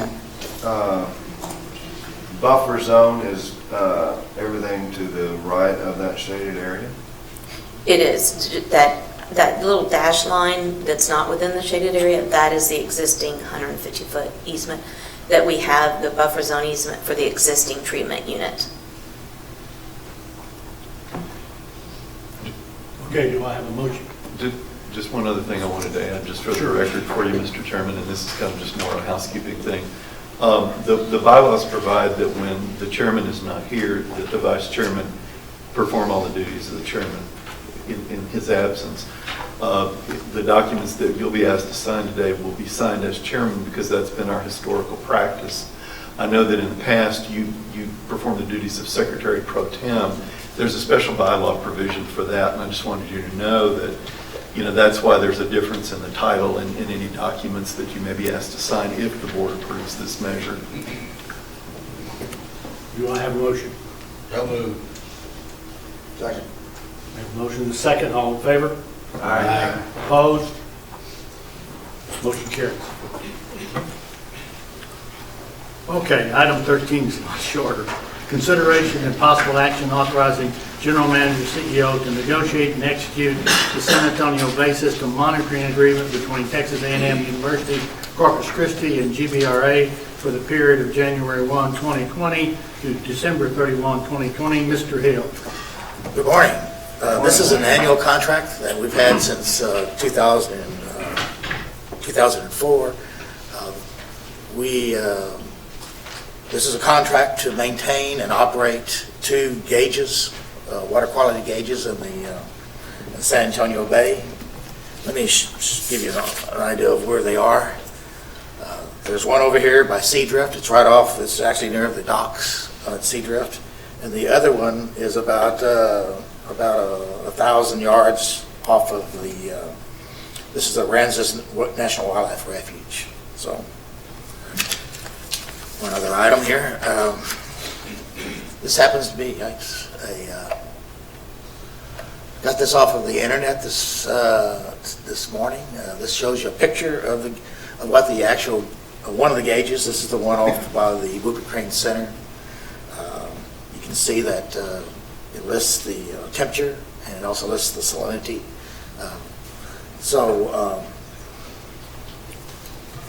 It monitors other things besides temperature and salinity. It also monitors the dissolved oxygen, GO, and also conductivity. One other item is just to show you, this happens to be a graph that I got off the internet yesterday showing you the results. This happens to be the one by Seadrift. If you remember, this is it's as of right now, it's around salinity of 25. The ocean is around 35. So it's the salinity is high this time of year, but this is kind of a natural cycle. You see the bay going from very fresh to very saline. So it's kind of a typical year. So getting back to the contract, they are asking for about a $900 increase to the contract this year. If approved, would be $74,611. And I also might mention that San Antonio River Authority helps sponsor this gauge. They pay for half of the gauge, cost of the gauge. So our recommendation is that you, for consideration and possible action, authorizing the general manager to negotiate and execute the San Antonio Bay Monitoring Agreement with Texas A&M at Corpus Christi for the period of January through December of 2020. Do I have a motion? So moved. Second. Motion and seconded. Is there any discussion? Seeing none, all in favor? Aye. All opposed? Motion carries. Item 14, consideration of and possible action authorizing the general manager CEO to negotiate and execute a contract for the placement of the fuel control system at the filter control system at the San Marcos Water Treatment Plant. Mr. Riccio. Mr. Chairman, board members, if you recall, the San Marcos Water Treatment Plant utilizes filters as part of their treatment process, and this is an overview of an aerial of the water treatment plant. These are the 8 filters that we use as part of the treatment process. And this is a cutaway of the filter that we have, and if you recall, this summer we did a rehabilitation project where we replaced the filter media. This is anthracite and sand, and then this is the underdrain system. So filter 7 and 8, we completely replaced them this summer, and we completed that project in October. But what we're here today to talk about are the controls. The next phase of the rehabilitation of these filters is to replace the controls. The controls are over 10 years old. We're not able to get spare parts very easily. We're having to go to eBay to get spare parts because the manufacturer has stopped making those controls. And what the controls do is they control and turn on and off these backwash and filter valves. There's quite a few valves for each one of these filters. They're air actuated, but they need to have computers to tell them to open and close and modulate. The current computer controls that we use now this is what they look like in the control system there as you walk into the water treatment plant. This is a close-up of this control system. It's what the operator uses to actually start the process of putting the filter online or doing a backwash or shutting it down. This is some more components, some PLCs, some programmable logic controllers that are sending controls to the actual filters themselves. When this weekend my wife and I attended the Army-Navy game and we were getting on our plane, I looked over to the left and this was what I saw in the tunnel between the gate and the aircraft, and it's exactly the same as what we have. So I thought that was kind of... Not the same one, hopefully. And you got on the plane anyway? Got on the plane anyway, yeah. I don't know how old this one. I'm sure it's over 10 years old for Southwest Airlines. So were they filtering the people coming through?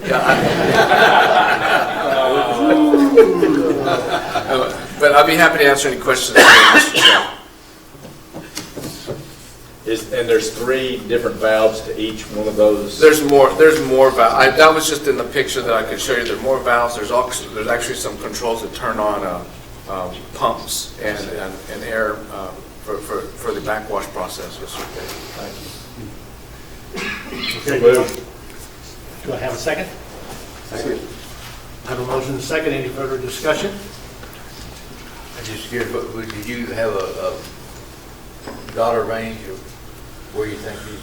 We think it'll be between $40,000 and $50,000. We're still evaluating the quotes that we've asked for. Yes, sir. Thank you. Question? All in favor? Aye. Opposed? Passes. Thank you. Go Navy. Okay, item 15. Consideration of and possible action authorizing General Manager, CEO to negotiate and execute an agreement with Windy Hill Utility Company, LLC, parentheses, Windy Hill, to resolve issues arising from CNN applications and wastewater permit applications in the Sunfield, Buda area of Hayes County. Mr. Bowe, Mr. Nichols. Thank you, Mr. Chairman. I do have to say, too, that I'm sure that Mr. Granville was very pleased when you said go Navy a while ago. I'm sure. Let me give you all just a little bit of an orientation for those of y'all that don't drive the stretch between San Marcos and Austin on I-35 that much. Of course, Buda is just a little bit south of Austin, and the Sunfield development is on the east side of I-35 across from the city of Buda, just a little bit north, more or less where that Cabela's Tower is, if y'all have seen the water tower there. The subdivision that we're talking about, Windy Hill, is to the east of I-35 and on the other side of the highway from the city of Buda, for the most part.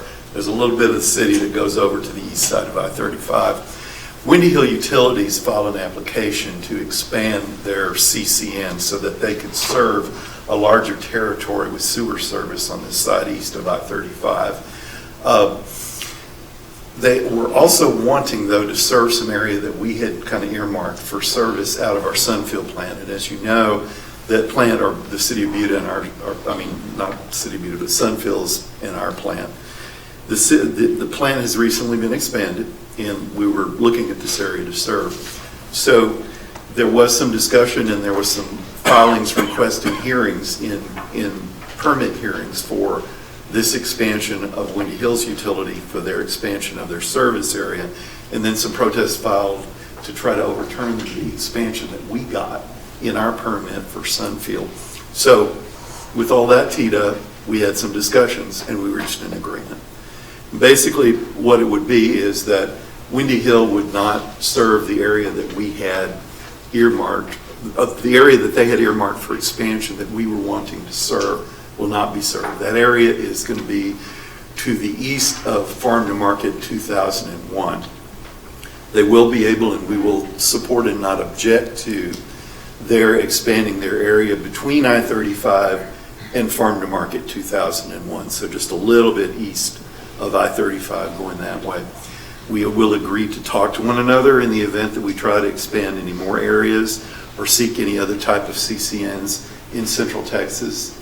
And everybody will eventually withdraw from all the protests that we have filed right now, or the requests for hearings that we have filed right now in front of the PUC and in front of the TCQ. So basically, this is the piece. We've basically kind of sorted those differences out. And what we're asking for today is authority for the General Manager, CEO to negotiate and execute the final agreement between us and Windy Hill Utilities. If you have any questions, I'll be happy to answer. Just a technical question. Yes, sir. How do you make sure they drop their permit at the same time you're dropping yours? Well, you know, for one thing, on the CCN issue, on the territory issue, we didn't agree to drop out. We agreed to support. We agreed to support a CCN that comports with what's in the agreement, like the map. On the wastewater side, we already have our permit, and it was over. Their protest was overruled by operation of law. Their motion to overturn. So we're okay. In terms of their permit, I think whatever they get, as long as the territory is okay, it's not really going to impact us. Would you agree with that? That's correct. It protects the area that we were planning to service on the building. And this allows them to serve the area that's right around their existing plant right now that they've got requests from some developers. That is a good question, and that comes up a lot of times in these type of settlements. Do we need to expand our service area? We don't have a CCN for that area, and we're not required to have a CCN. We're in the process of acquiring Sunfield, the wastewater treatment plant and collection system. We've been working on the permit with the district and the developer for more than a year now. Permit and getting all the acquisition stuff, and we have a goal right now with the district to try to complete that acquisition by the spring of 2020. So at that point, we will evaluate whether we get a CCN. We're also working with the City of Buda because City of Buda to serve some of the areas between us and the City of Buda. It's a discussion that we still need to have with the City of Buda and us and whether we think that's important or not. Okay, do we have a motion? So moved. In a second. All in favor? Aye. All opposed? Okay, that completes the action items. Left are 2 discussion items in the executive session. What is the pleasure of the board? Should we take a 10-minute break and come back and complete these? I suspect the regional level discussion might, having attended a couple of those meetings, might be lengthy. We'll take a 10-minute break. Be back in 5 minutes to 12. All right. Okay, we have 2 discussion items. Item 16, update progress related to the regional water planning. Mr. Perkins. Thank you, Mr. Chairman and directors. I will try to keep this as short as possible. First of all, I want you to know that you attend those meetings, and I consider that saintly. Well, I don't anymore, so I used to. For those of you who don't know, I was a consultant for 20-something years, and I was working with Regionalis, the technical consultant. So those days are behind me. Anyway, so I just want to point out that all the information I'm presenting to you today comes from the regional planning process. It's not information developed either from us or our customers, whether that's demand numbers or cost numbers or anything like that. This is all part of, everything here is part of the regional planning process as dictated by the state of Texas and that entire SB1 process. So some source of information, of course, is the regional planning itself, the South Central Texas Regional Planning Group, also called Regional. The Texas Water Development Board, and Black & Beach, which is the regional consultant for this cycle. I kind of wanted to touch on the water demands and the supplies that we have kind of in our area. So just looking, if you're looking at kind of our north part of the basin, IH-35, SH-130, and I threw Kendall County in there as well. You can see the projected water demands for our area in those counties. I'm focusing mainly on municipal, industrial, and steam electric demands, although of course there are irrigation demands, mining demands, and livestock. By and large, those are fairly taken care of already throughout the basin. There's a few exceptions around. There's not a lot of growth in those areas in terms of water demands, and like I said, most of the water supplies are either secure or interruptible supplies that are used for those to meet those. So I try to focus on, again, municipal, industrial, and steam electric. As you can see, all of these 5 counties are generally growing. In a 50-year period between 2020 and 2070, they're expected to, the water demand is expected to grow 2 and sometimes even 3 times. It is what it is in 2020. On the municipal side, industrial and steam electric are holding steady for the most part across the 50-year planning horizon. Just rolling those numbers up there, the totals at the bottom. Just want to make some space here. You can see, by and large, again, those 5 counties, municipal demand is growing 2.5 times in that area in total. And again, manufacturing and steam electric is holding fairly steady. Our sources of supply in this area, Canyon Reservoir, about 90,000 acre feet of supply. The Womack water right, which we recently contracted with New Braunfels Utilities, another 3,000. And then our San Marcos River water rights, of which there are 3 that total about 4,400 acre feet of water, of course meeting the Luling and Lockhart area demands. Now, of course, we don't supply all the water in this area. There are other entities and they have their own water supplies. So there's Edwards Aquifer, Trinity Aquifer water supplies, Crezo. Some of them have their own run-of-the-river water rights, etc. So we're not responsible for everything, but we are a big player in this area, of course, and I want to point that out. So even with all that, our supplies and their own existing supplies, whether you're talking San Marcos, New Braunfels, Goforths, Lockhart's, there are going to be needs, shortages in the future. The middle part of the basin, talking about DeWitt and Gonzales County again, municipal demand is growing, more so in Gonzales than in DeWitt County. Manufacturing is again holding kind of steady there. Our supplies in the area generally are canyon contracts delivered downriver. That's about that.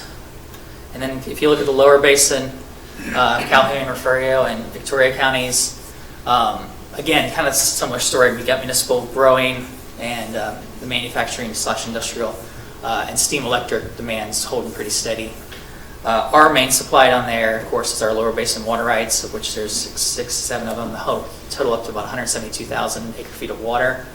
It's important to note that that's not a firm supply. That's our total.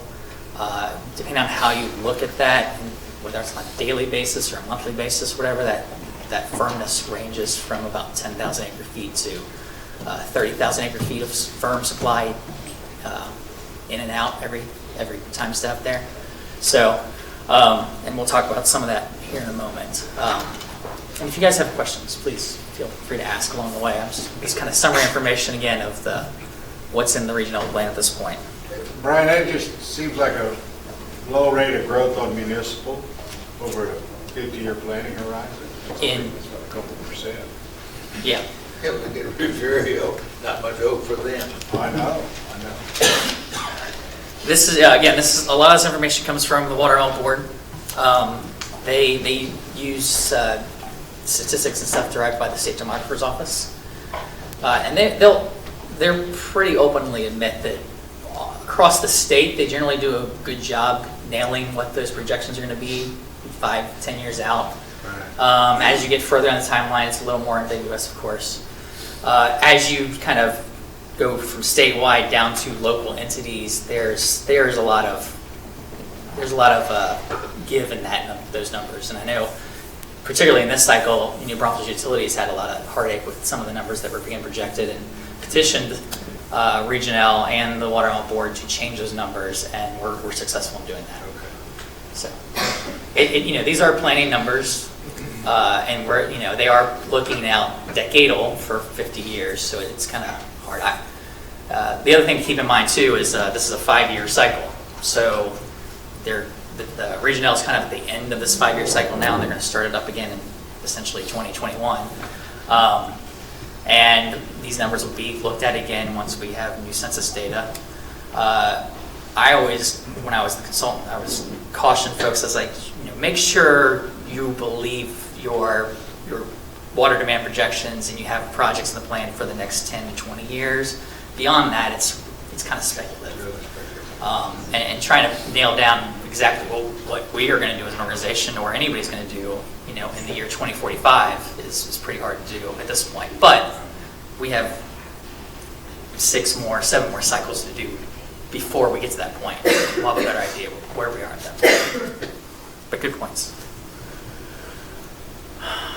So, as I mentioned, that's kind of a high-level summary of demands looking forward and our supplies, and then of course there's other supplies as well. Now, as I mentioned, there are shortages in the planning process. Those are called needs, and the way those needs are met through water management strategies.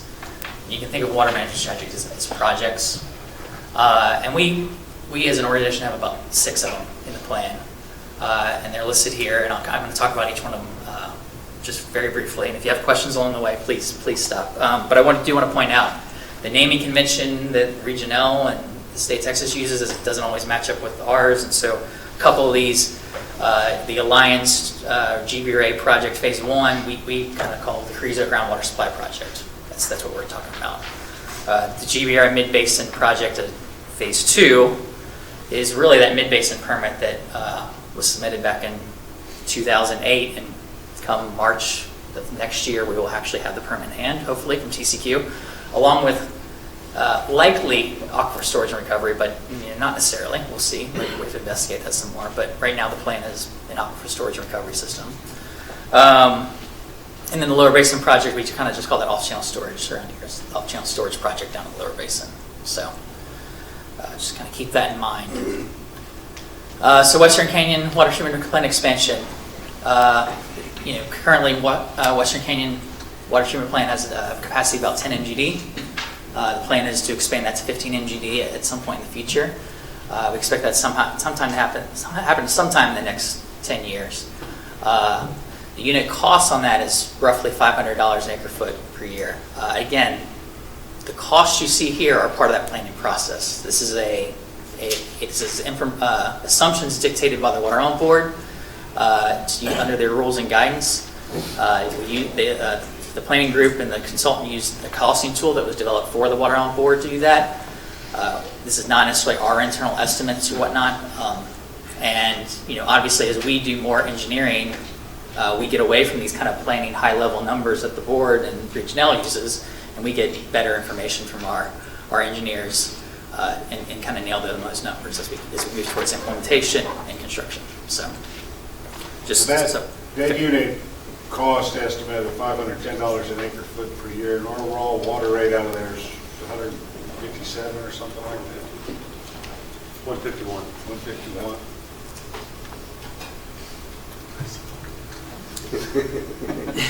That's mainly debt service. Is debt service, yes.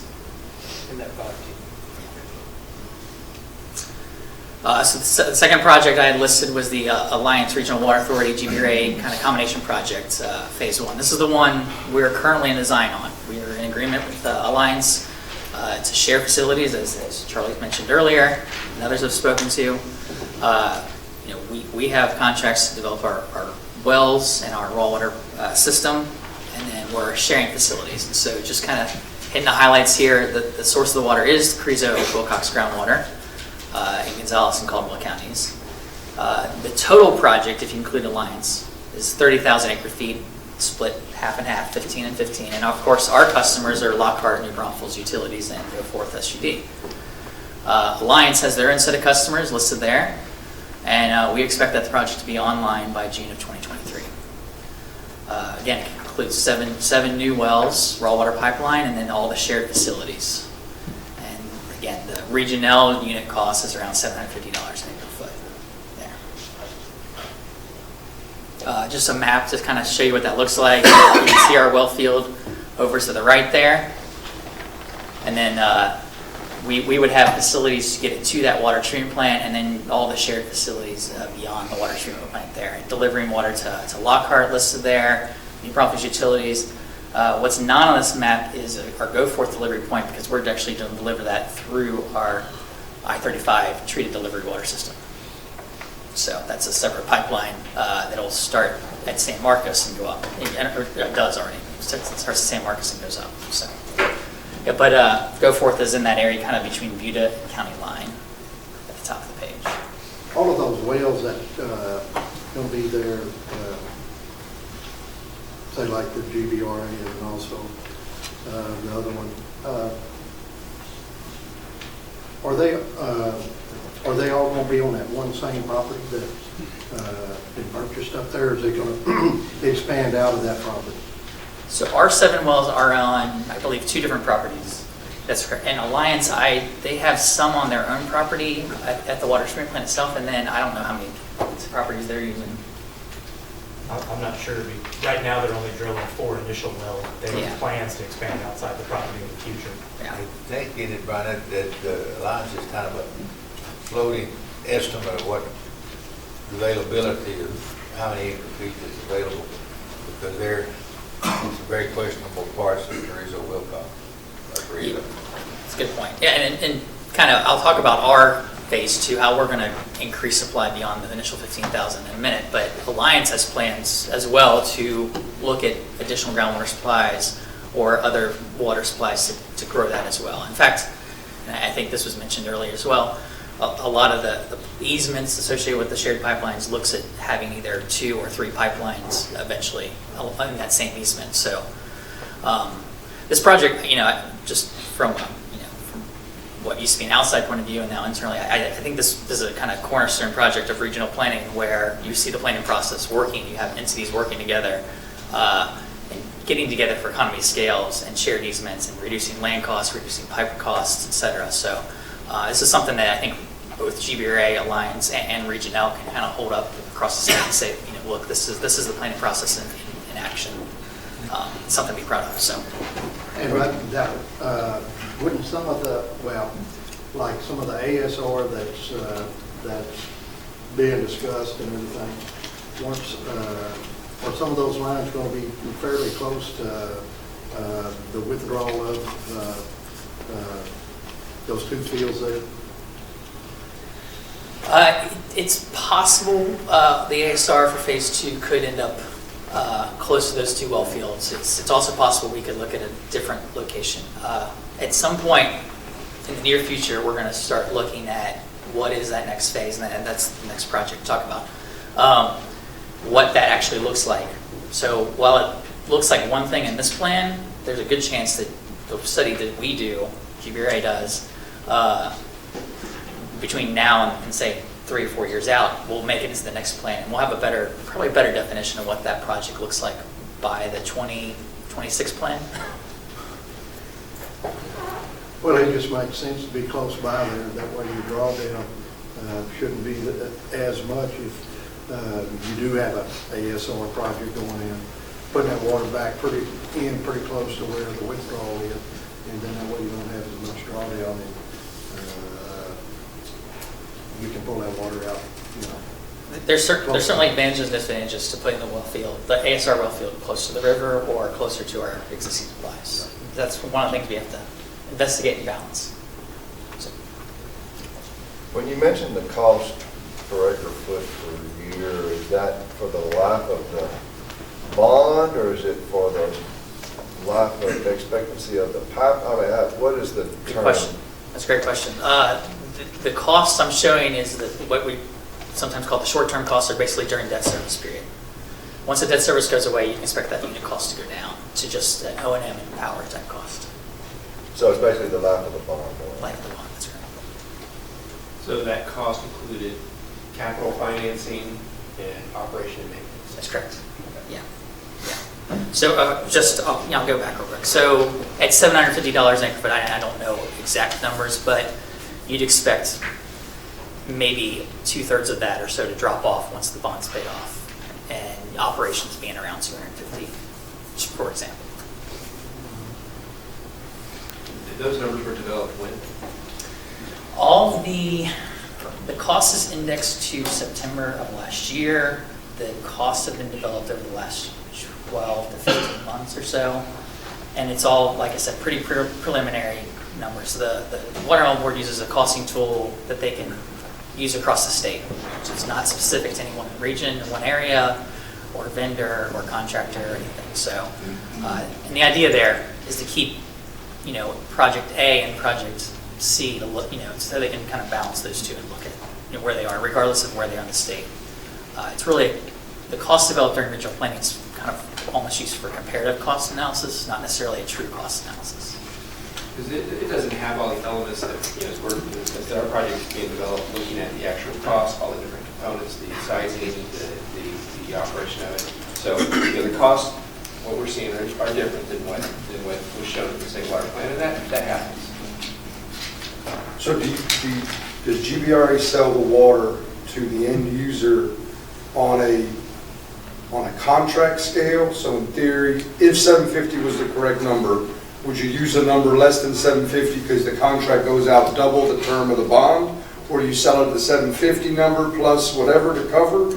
And then in 30 years, it's going to drop off 2/3? Or what is the process of that price point? So the contract, this is just for comparison here, but our contract isn't setting price point. Our contract says you're going to pay what these costs are. Okay. So it has a component for debt service. They pay the debt service for each entity. They have their structure for that. And you'll pay fixed costs, and you'll pay such as lease payments. And then until the plant is constructed, until we get a little closer, we won't know how the rate of operation of that plant is going to be established. Is there a fixed and variable rate, or is it just going to be a simple variable rate of so many dollars per 1,000 gallons? And so we don't care how they tax the entity, we just care that they pay for the water. They decide how to tax their people for that water, however they decide to do it. However they want to collect those revenues from their retail customers, yes. So, but we do have to provide projections, and they will have ideas on the fixed costs and the debt service, which they already have. Yeah, the numbers used in renewal planning are very simplistic compared to, obviously, our real world operations. And our real engineering estimates, our real operational costs.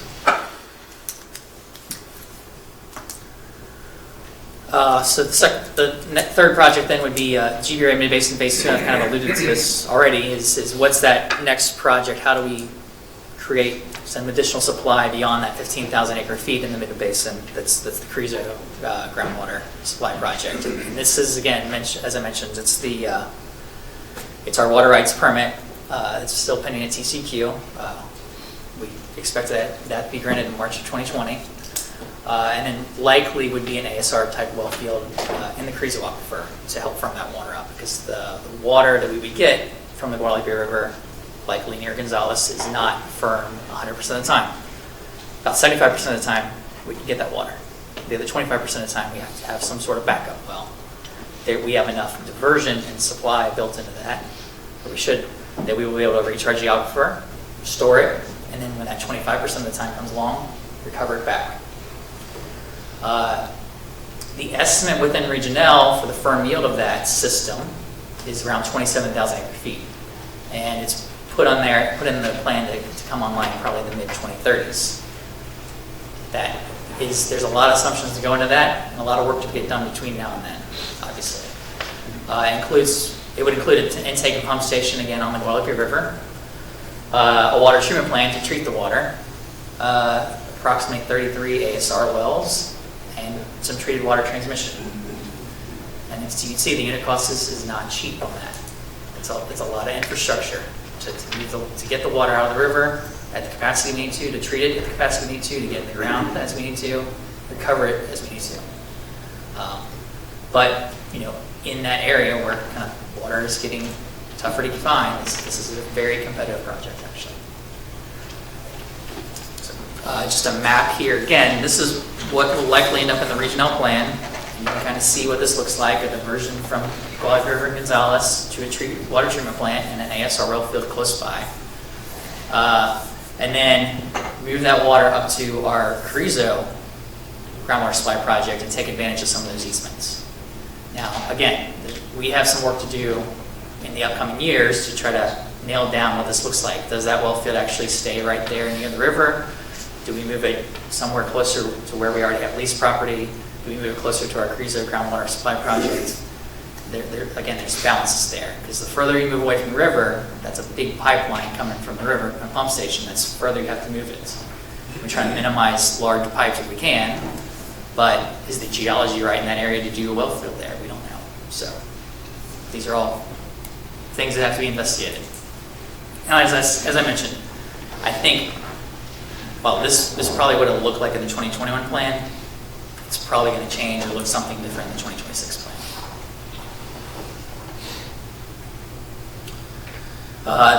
The next project is the GBRA Lower Basin Storage Project. So we kind kind of refer to that as the Lower Basin Off-Channel Storage Project. And this really is one where we're getting a big bang for the buck here. The source of supply is our existing run-of-the-river water rights that we co-own with Dow. The total project firm yield once it's in place is almost 70,000 acre feet. And again, if you look at it, what's firm on a daily basis, day in, day out, and it kind of assumes that none of our customers have any storage or whatever, but if we're trying to deliver water, it's only about 9,000 acre feet a year through the drought of record.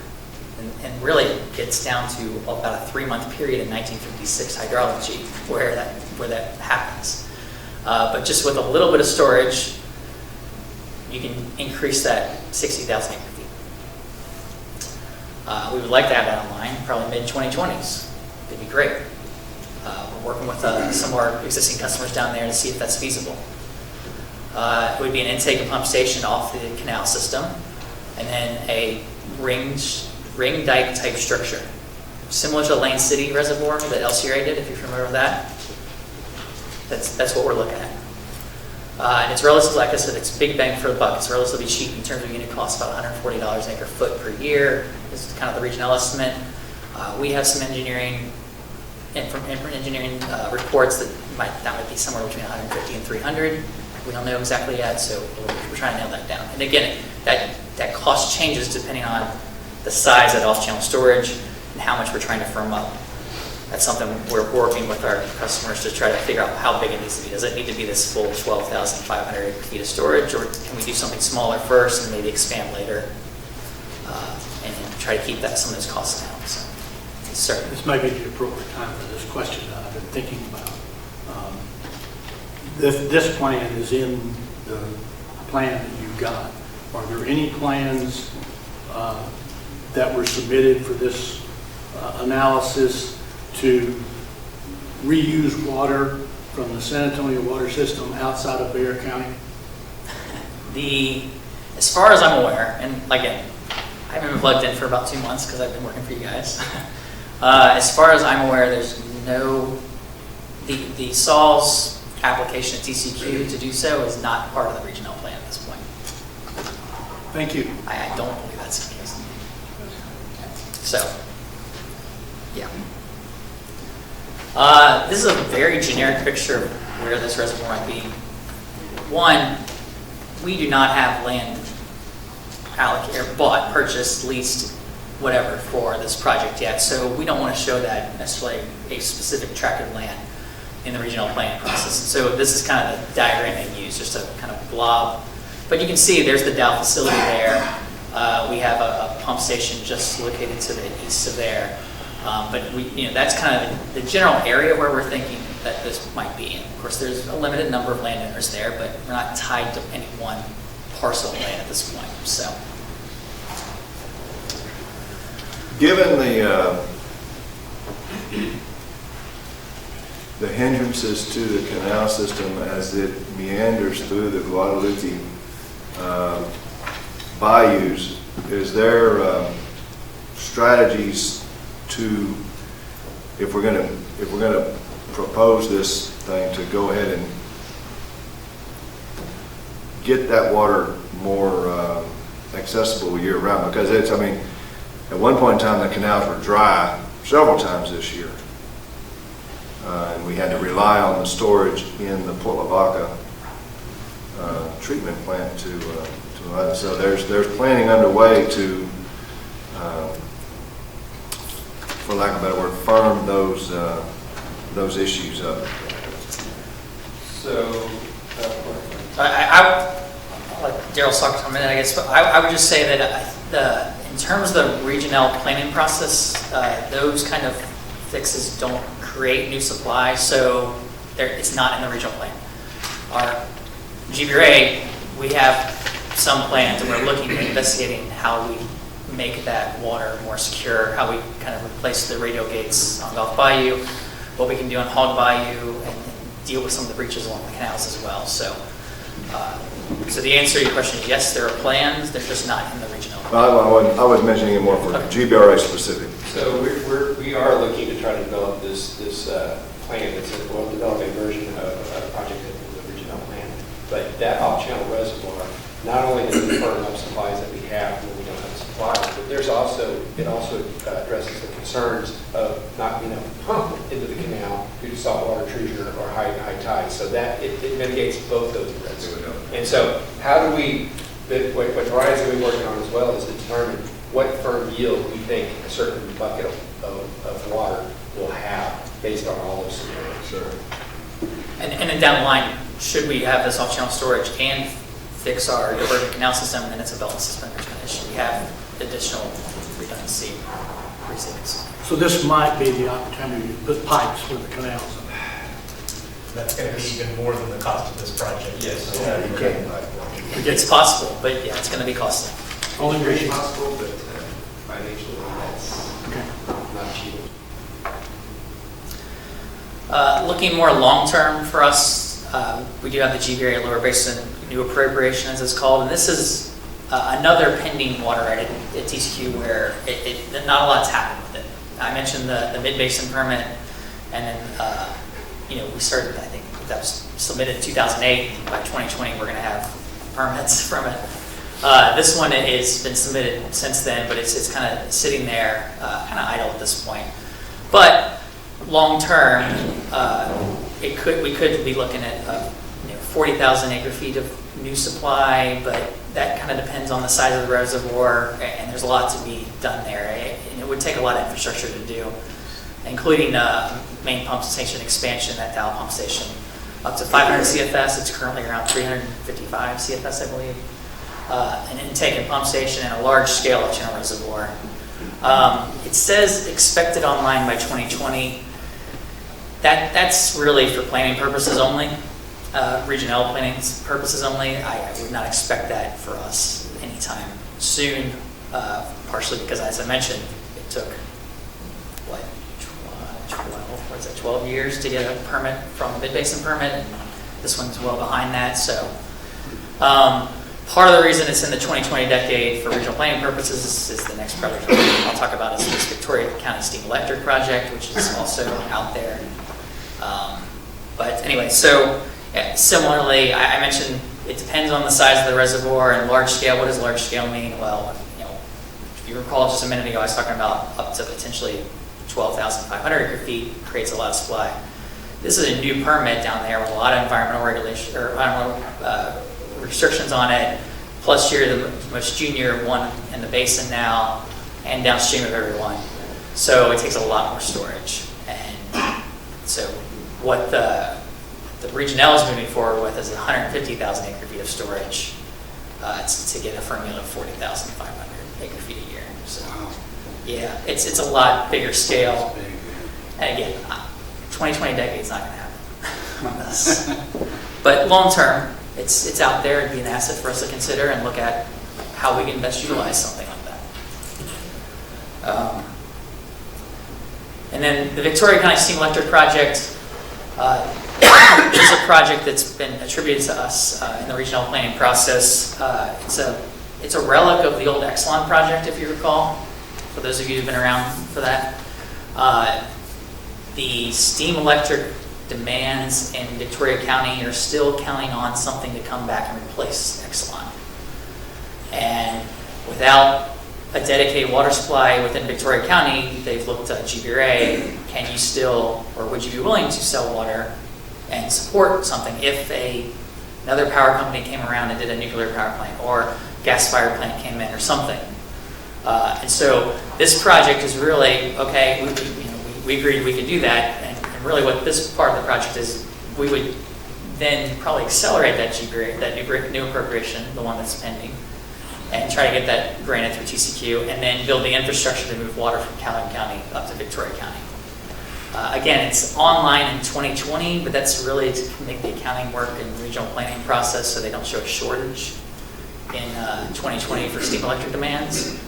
And that unit cost is like that's an addition to that $650 an acre foot you saw earlier just to get the optional storage built. So in total to whatever steam electric provider might come in, you're looking at over $1,000 an acre foot, almost $1,200 an acre foot just to get water supply to them. So it's not cheap for that. So, and that's raw water, that's not even treated water. So some of these other projects we're talking treated water, so. So that's kind of the 6 projects that'll show up in the regional planning process this time, in the 2021 plan. I do have a map, I forgot. This is, again, just kind of follows the old Exelon routes, moving water from the canal up to Victoria County. Just overall, and sorry, I apologize, it's hard to read when it's highlighted. Just looking at your counties and all the kind of use sectors here, our counties, the check marks kind of indicate that, for the most part, between existing supplies and planned supplies, whether ours or others, there's expected to meet all those growing demands. If you see an NA, that county just doesn't have that category. For example, within regional planning, there's not steam electric in Calhoun County. The one X I have here is irrigation. They're likely to show an unmet need, is what they call it, or a shortage that's not met in Calhoun County for irrigation. The board looks at irrigation as a demand that has to be met year in, year out, and that demand is fixed, as you saw from those numbers, and that doesn't change. And so the real world side of things is a lot of irrigation is kind of interruptible water supplies. And when things are good, farmers are planting and growing. When it gets really dry and drought, they either cut back how much they're actually planting and harvesting, or they should maybe not even harvest at all, because it's not worth fighting Mother Nature on that. So as I mentioned, the water on board kind of holds that number steady regardless of hydrologic conditions. Real world is maybe that's not the case.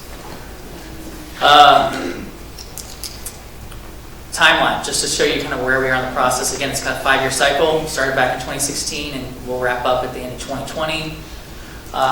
We are at the tail end of 2019, obviously. Water demands, existing supply, and water management strategies are effectively done at this point. They're putting the plan together. Here's the shortages and here's all the projects, which one's best to meet that shortage, right? They'll do a cumulative effects analysis. If you assume all these projects came to fruition by 2070, what would that do to the flows in our streams, to the levels in our aquifers, to the flows in the estuaries? And they'll kind of document that. And then the IPP, which is really the initially prepared plan, or the draft plan, is due March of next year, at which time they'll kick off the public hearings. Typically there's 3 of those, Regional does. They usually do them in San Antonio, San Marcos, and Victoria. If you're around on one of the evenings that they have them, go check it out. You can kind of see the process and hear some of the public input. Once we actually have dates and times and locations, we'll let you guys know that. At the same time, they'll look at doing a financing survey. The board wants Regional to put out, and essentially Regional will reach out to us and say, well, here's your 6 projects, how do you plan to pay for it?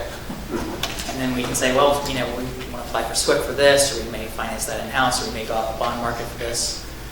And then the consultant and the planning group will be responding to comments beyond that. And then the final plan is due in October 2020.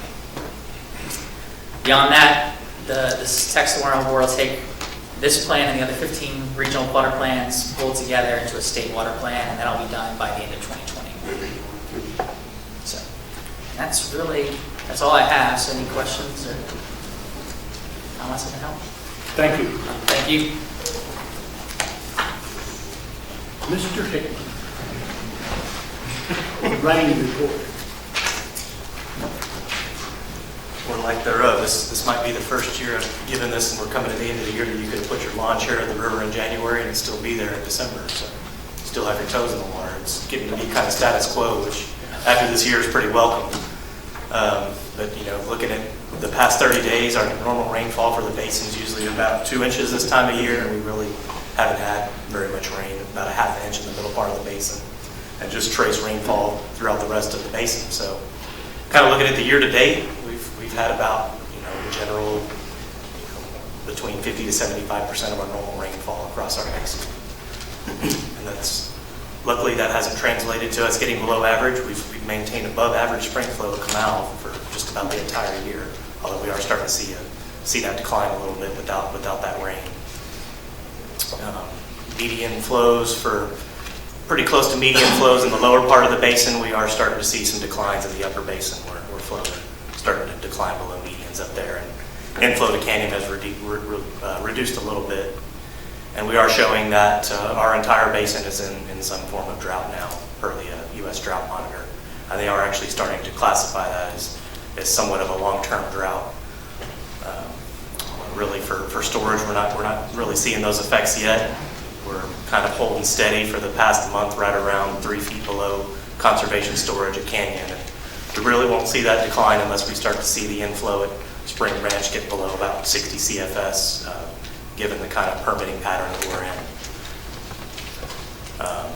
So looking forward, we really have just kind of pretty neutral conditions looking forward.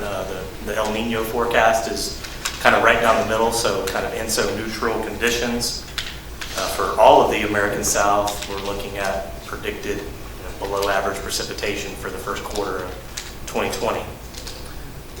And so as a result of that, the kind of current drought cycle that we're in, if you really want to call it drought, I use that term pretty loosely, given what we have experienced, but they are kind of showing that maintaining the status quo for the first part of next year based on those projections.